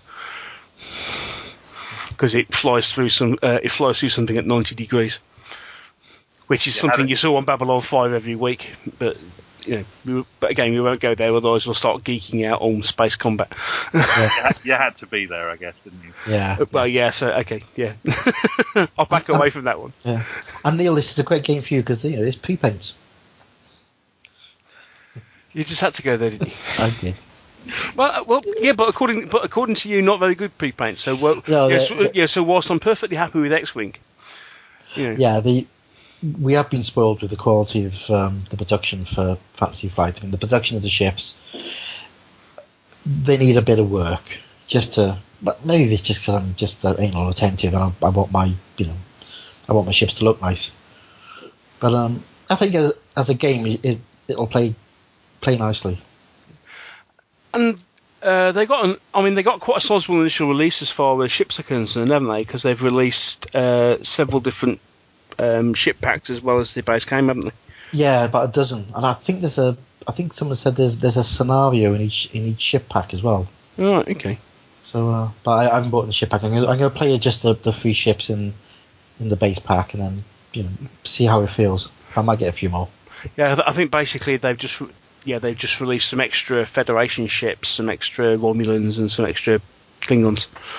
So build up mini fleets or what have you. But there you go. Yeah. Yeah. Oh yeah. So yeah, I'll be interested to hear how that differs from X-Wing, because I suppose the one thing with X-Wing, especially with the fact if you're flying, even if you're flying a couple of TIE fighters, you always have that risk of you could be flying a couple of TIE fighters for 2 turns. Yeah, this is a lot more attrition. There's more shields. I think you can do things like drop shields as well, and you've got choices of armaments, but it seems to be around the building your crew. So you can take a basic Galaxy class ship, or you can take one with Picard and all the rest of them, and obviously build yourself a little conference room so they can all rush to it just for the battle to work out the motives of the people who are firing at them. Is it more resource management sort of thing rather than? I think it's a bit more that I think it's more attritional.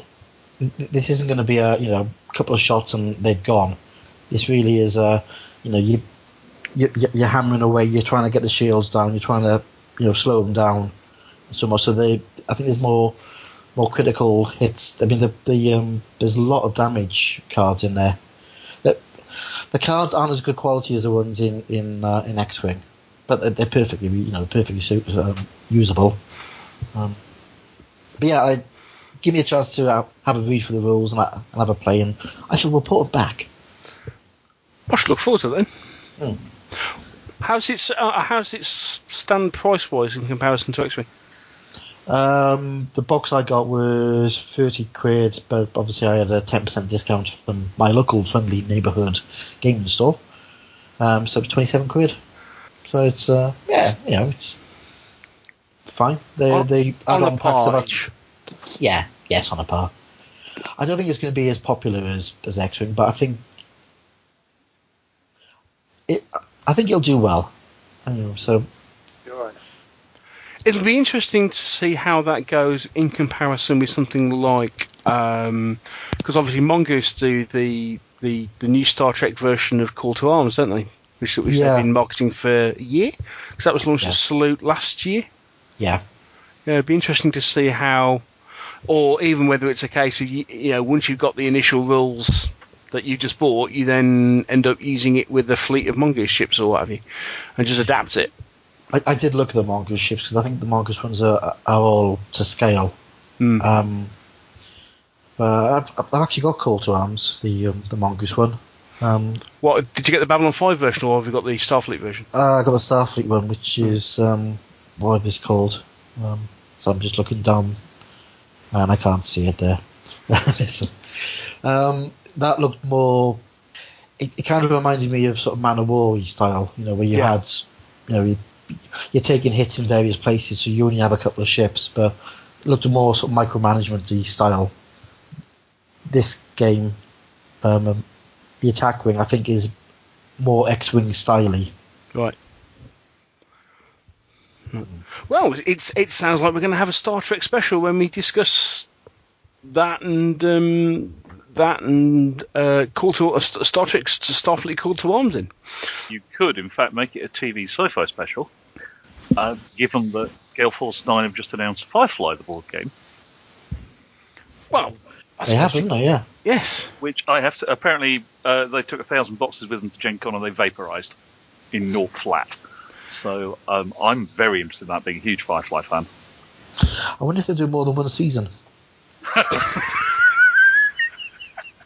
Thank you, I'm here all week. Yes. Now, the interesting thing is apparently the licensing for Firefly series and Serenity the movie are completely different, which is why the RPG wasn't allowed to mention the movie. Ah, right, okay. Oh, sorry, no, the RPG is in fact Serenity the role-playing game, not Firefly the role-playing game. It, in fact, means the movie, not the TV series. So it all gets the licensing is all a bit complicated because of different TV companies and movie companies being responsible for different things. But it looks, I mean, given that they also produced the Spartacus game, which is supposed to be really, really good, if they've got a similar team of designers on that could be quite promising as a game. Yes, I've heard very good things about Spartacus. About Spartacus game. So there was a demo of it at Salute, which I hovered over for about 10-15 minutes, which looked really, really good indeed. It's quite a nifty set of mechanisms. Yeah, I was very, very tempted, but I was kind of holding off because somebody else we know has got a Gladiator game, which has been promised at some point, and I was kind of holding off to see what we saw from that. No comment. No comment. No comment from Mr. Hobbs. Yes, someone may remember that I did do an interview with Alex from Studio Tomahawk, and they were working on a Gladiator game. What happened when we played that, Mike? Who won? I can't remember. It was about a year ago, Rich. Yeah, I can't quite remember. What? It was the big moot down Lake Beast. Yeah, but I can't quite remember what happened in the game. Was it me and you playing? I think you picked it up faster than I did.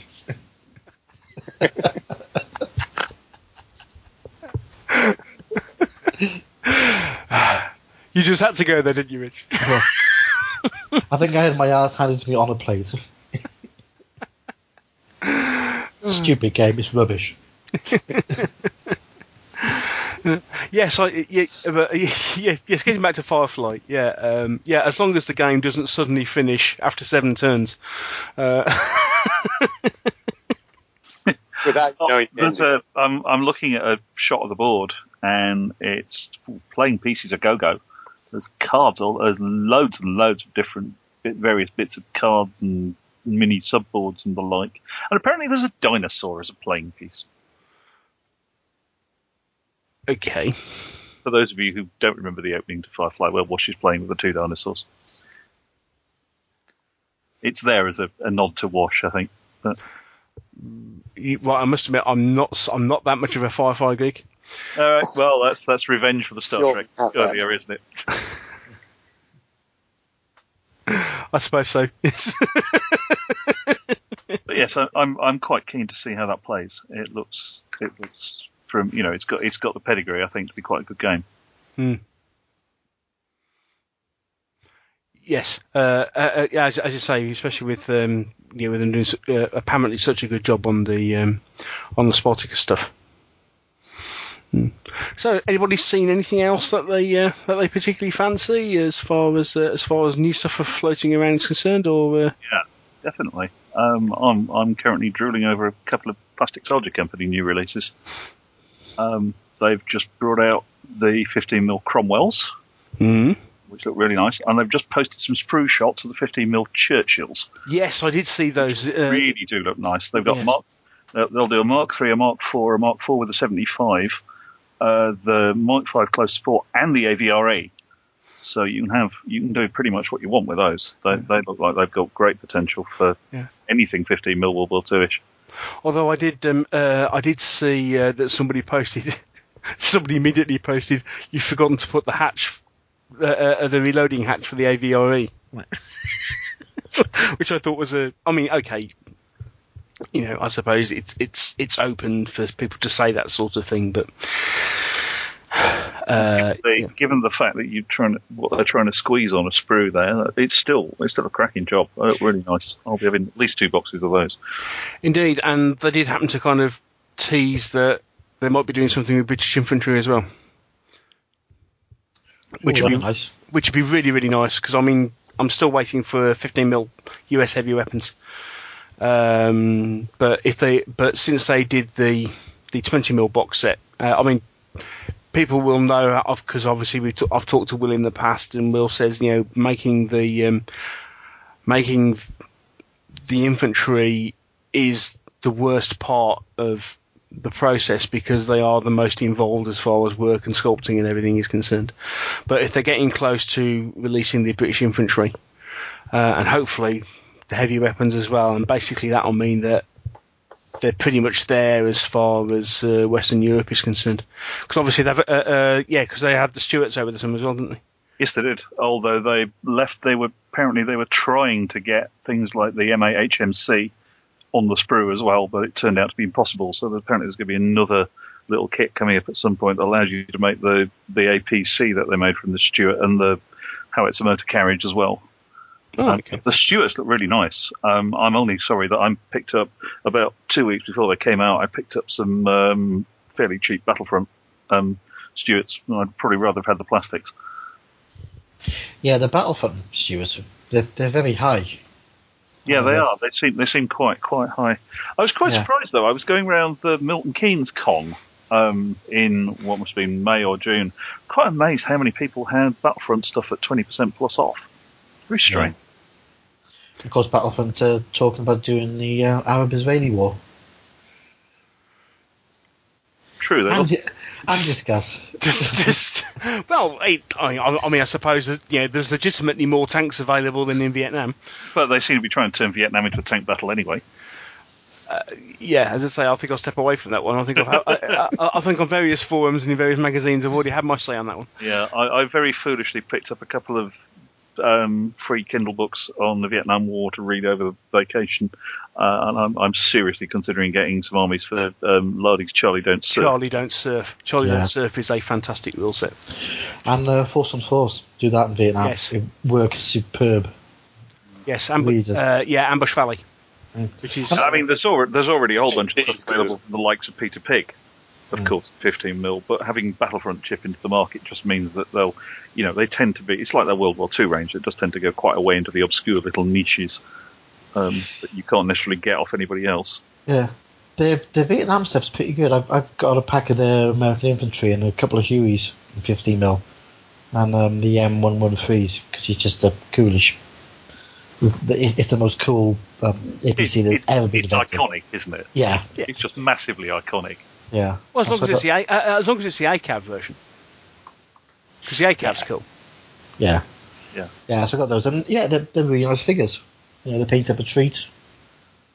And once you got in 15mm, there's so many things you can play. I'm sorry, Mike. Are you saying you? What's this strange thing about buying figures and then painting them? Call me old-fashioned. Can you kind of explain that one to me? Well, actually, the Vietnam stuff I sent away to my guy over in Pembroke who painted them for me. Okay.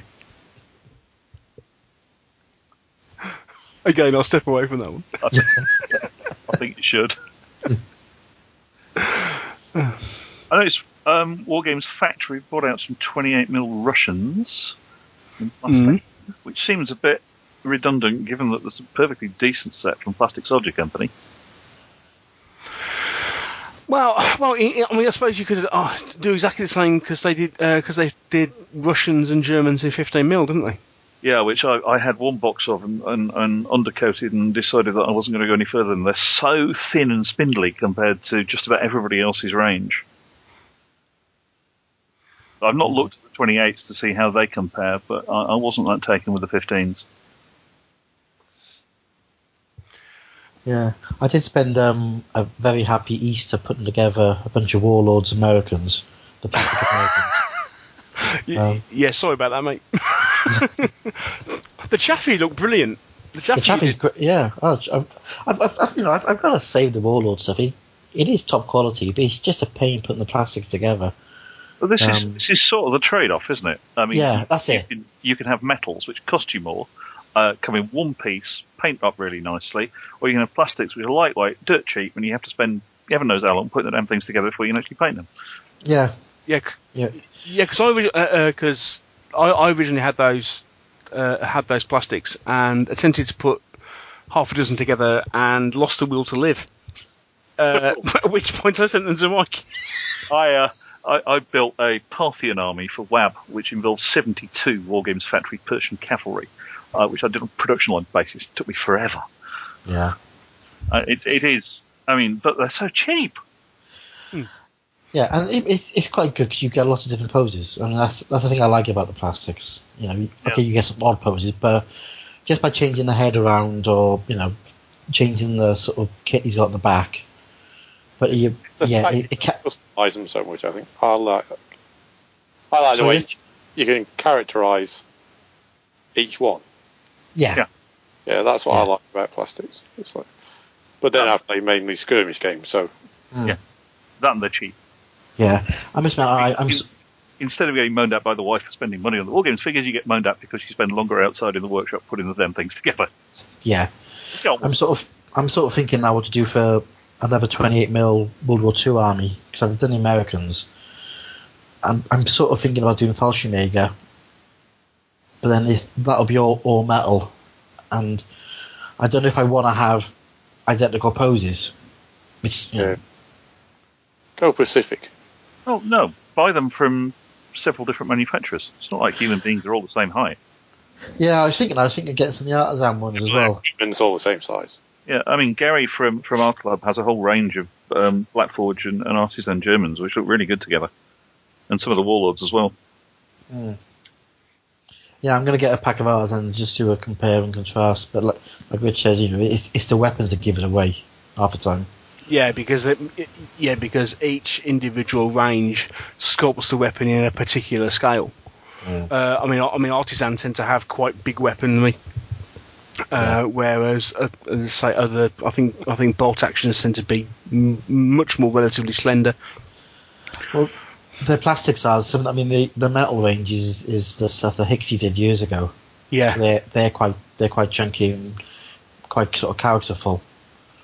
So I'm sort of deciding. I might actually just go and get like a standard sort of plastic German army just to have two forces in 28mm. But I am tempted by Japanese. I really fancy doing Chindits. I just don't know what scale. They're nice. Yeah. Good to play. Yeah.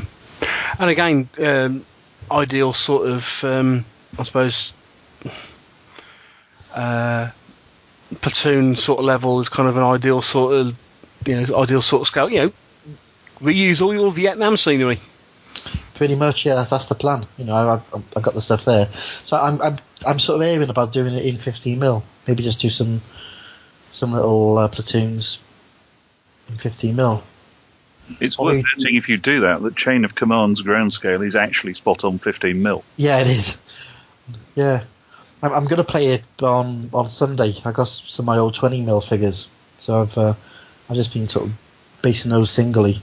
Yes, because you've got World War II in how many scales, Mike? Well, there's a couple. 6, 15, 20. I just started 28. But I haven't got any in 148. Yes, 148 as well. Is now a bad time to point out that Black Tree are having a sale? What's that, mate? Is now a bad time to point out that Black Tree are having a sale? Yeah, but it's Black Tree, and you never know whether you're going to get them. Or at least you'll get them, but 3 months down the line. Yeah. I've had some Black Tree stuff before, and they are they're big hands and cartoony again. You know, I'm not sure. I'm really not sure which way to go. I think I'm going to try and paint up the armies I got first. 25% off Fallschirmjäger. You're not helping. This is revenge for all the podcasts of Neil's I've listened to and come away and gone, got to buy that. If it wasn't for Neil, I wouldn't have the amount of I ain't been Shopman rules and supplements I have. Yeah, that's right. Blame me. Somebody's got to. Yep. Well, I blame Mike. Indeed. I think the only other thing I've got on my list is, he says, changing the subject completely, is Godslayer, which is taken off down the Cardiff Club quite strongly. Godslayer? Who does that in? Oh, it's a new film. It's 32 mil historical, scaly fantasy skirmish game. Little, it's another gang game. You need six figures. But it's I sort of thought that looks quite interesting. It's lots of nice sort of the figures are lovely. They're big and chunky figures. But it's another one where you can build your characters and add.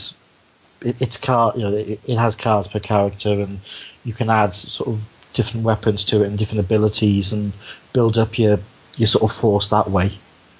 But there's loads of people down the club playing it. So I picked it up to have a little look. Oh, okay. Why is it called Godslayer? Do you have kind of demigods and stuff involved in it? It's a sort of semi-mythological-y, fantasy kind of style. You've got factions which are based on the Greeks. There's some which are fairly Romanesque. A couple of Beastman style ones. There's a Wood Elfy style one. So it's and of course dwarfs. Well, just for uni. Oh, right, okay. Yeah. But it looks. I've only literally just picked it up. I picked it up last week, and I haven't had a chance to sit down and have a read of it yet. Because Chain of Command has been on my radar. The figures are lovely, really nice, chunky metal ones. I think it's come from a Kickstarter, obviously. But yeah, I mean, that's another one to sort of have a look through, and I'll sort of give a rundown on that. But it's really taken off down the Cardiff Club. Yeah. So everyone raves about it. All right, because I've got half an eye on what's it called? Myths and Legends? No, Gods and Mortals. Yeah. Which is the Osprey one coming out in November, which is based on the Song of Blades and Heroes engine by Andreas Filigoy, which North Star are just starting to push. They've just got the first pre-orders up. I'm interested because of the rules. I must admit I'm a bit sceptical because of the price of some of the minis. I know, Mike, you're going to argue with me on this, but when you've got the God minis, because they're doing four major. It looks like they're producing four factions, which are Vikings, Celts. Well, sorry, it's Norse, Celts, Egyptian, and Greek. And the gods are 40 mil. And they're charging 15 quid a figure for the gods. Youch. Which I think for a 40 mil figure is starting to take the biscuit a little bit, especially since I've got some, I've got like 40 mil Greeks and 40 mil Vikings, and they only cost me like 3 quid a figure or what have you. So I realise they're one-offs and this, that and the other, but even so I thought, okay, maybe I'll just ignore the official figures and just go with what I've got already. Yeah, that's quite expensive. 15 quid for a 40 mil. But we won't go down that. But no. I just thought it was interesting when you're talking about Godslayer, and it sounds like you got it's not quite as fantastical as in the fact of at this point in time. I don't think they've got elves and dwarves and stuff. It's much more based on human mythos. Yeah. So you've got the odd, so you got gods, you got like demigod heroes, and there might be the odd Medusa or there's like Fenris the wolf and stuff like that floating around. But no, you haven't got elves and dwarves involved, at least as from what I've seen at the moment. Yeah. That'd be interesting to have a look at them. I mean, Godslayer looks good. From what I've picked up, there's a lot of people who played War Machine and Hordes, which is another game where you've got a card for a character, and that's it. But everyone is saying that they like Godslayer because you get the card for the character, but then you can enhance that character with extra abilities and spend the points to get extra stuff. So it's more, it's basically gang building again. It's building up your gang to to the style that you want to play. Sort of treading that fine line between borderline RPG, isn't it? Yeah, it's sort of RPG light stuff. It's Yeah. it's similar to what you can do with Dread and with Empire of the Dead and that sort of stuff. It's that whole having a small group, but here's a load of abilities, here's a load of stuff that you can use. Now go and spend it. A small group of what are actually characters rather than rather than just red shirts, shall we call them? The other interesting one that we've got folks playing at the club at the moment is Mobile Frame Zero. Haven't heard of that one. What's that? That's quite fun. Basically, you don't have figures. You build your robots out of Lego, and there are a set of rules for the robot combat. So I haven't had a try-off yet, but I'm quite happy to play and report back. Lego. That's a perfect word for uni. There's no painting. Yeah, exactly. Mobile Frame Zero. Thanks, Mike. But you will have to assemble them.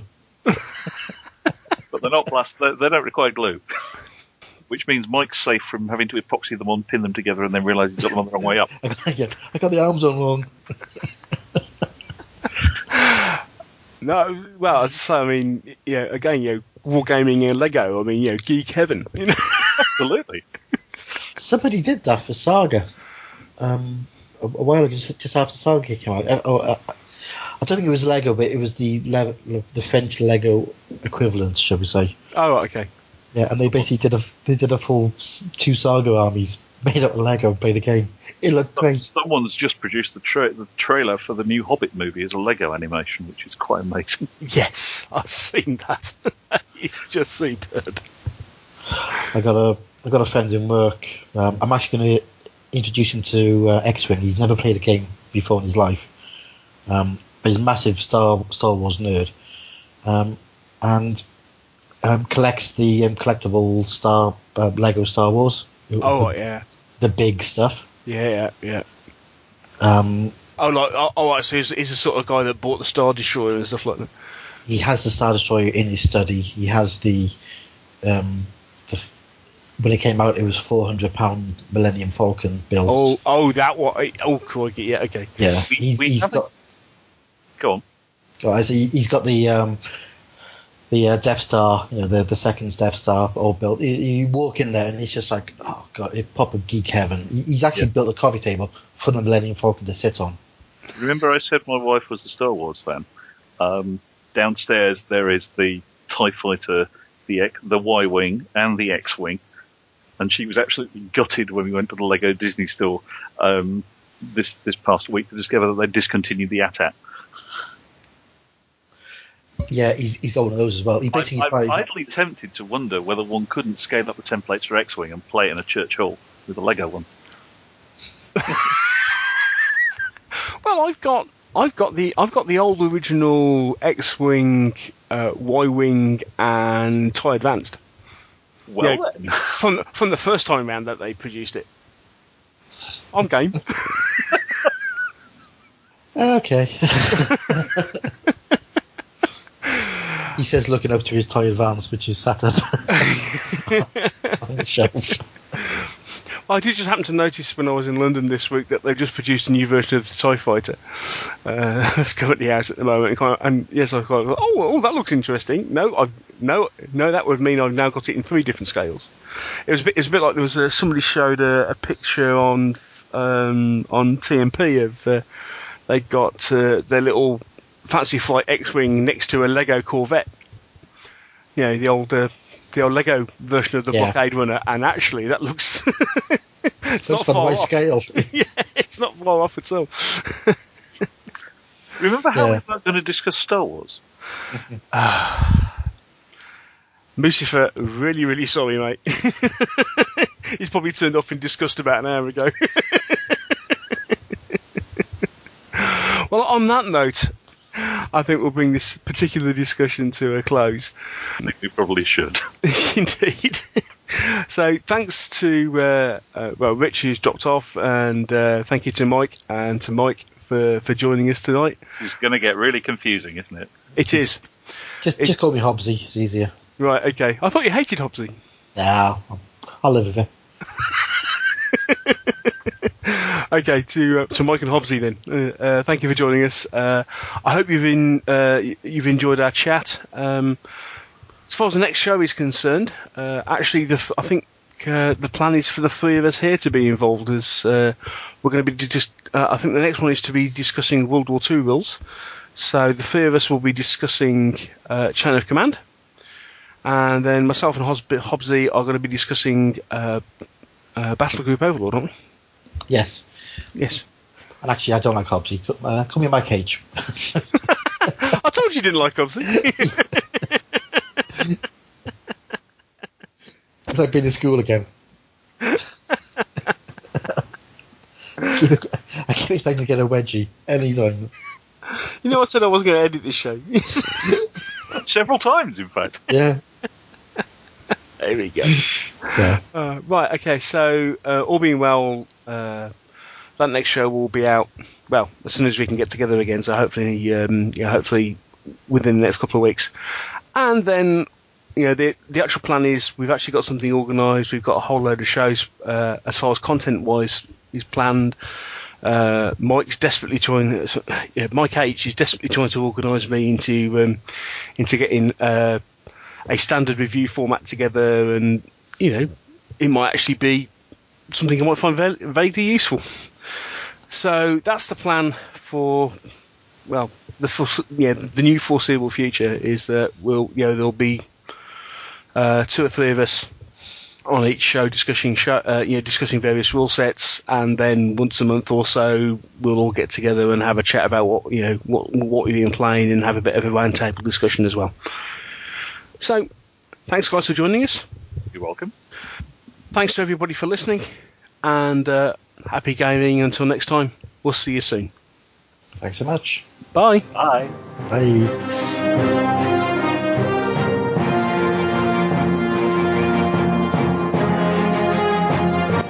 Thank you for listening to the Meeples and Miniatures podcast. If you want to know more about Meeples and Miniatures, there are several things you can do.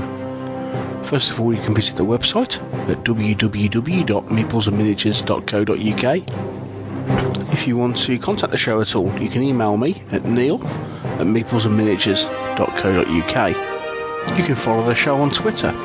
Simply look for M&M Podcast, or click the follow us on Twitter button from the website. We also have a group on Facebook. That's the Meeples and Miniatures Podcast Fan Club. Again, follow the link from the website. And finally, if you want to help us to support the show, you can always donate to the podcast by clicking the PayPal button on the donate page, again found on the website. Once again, thank you for listening. I hope you've really enjoyed the show. Take care, and I'll speak to you soon.